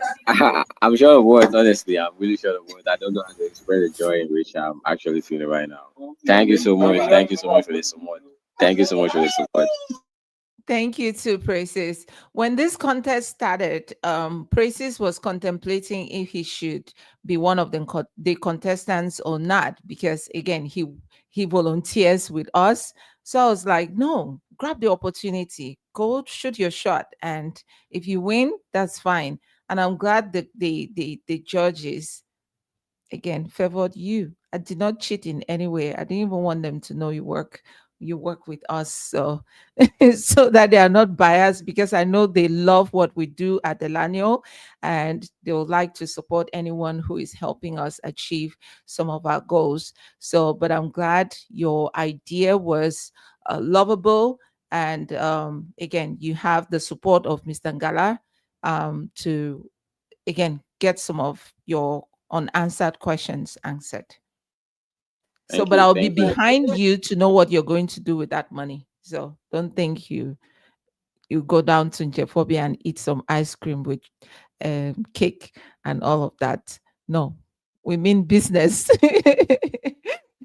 Thank you so much, Precious. I know it's very late on your end, but you all will be receiving your prizes from Consti, and they will also be sending out the participation certificates so that you have this to show that you were part of the Ellaniel Innovation Tank Challenge. Thank you, Praises. All right. Is Rowan there? Gala Rowan, are you there? Look like the network Yes, I is. am there. I'm very Awesome. happy, excited, more than excited. Well, happy for you. And I would like to say thank you. Thank you for this initiative. Thank you for making this possible. Thank you for encouraging innovations. The truth is, I've not figured out Robot Violet totally, but I'm proud and I'm happy that Elanel Foundation still found the potential in it and loved it. So thank you very much for the initiative. Amazing. And we think you're going to take that idea to empower her also. To Mr. Keba's point, you also have Mr. Ngala Daro here, who is an engineer. If you want to uncover some of those back end logistics and you're struggling with them, I think he will be more than happy to jump in and help. So, any of the contestants Of backstage with a course. stable network, thank you so much, Rowan. Thank you. Foko, I see you. Brandon, did you hear that offer from Mr. Wickham? Brandon is the one with the the photographer, photography. That's you, Photographer Brandon. badly. Bradley. Okay. This is the smart stock. Sorry. Smart stuff. Yeah. Yes. Okay. Unfortunately, we cannot hear you. All right. So at this point, we've come to the end of our event, and we are excited to finally say we launched again the first edition of the Ellaniel Innovation Tank.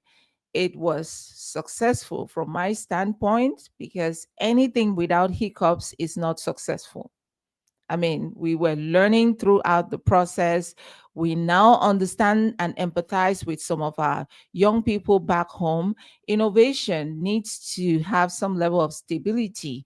And if they do not even have all these logistics figured out, it brings in some complexities in the process.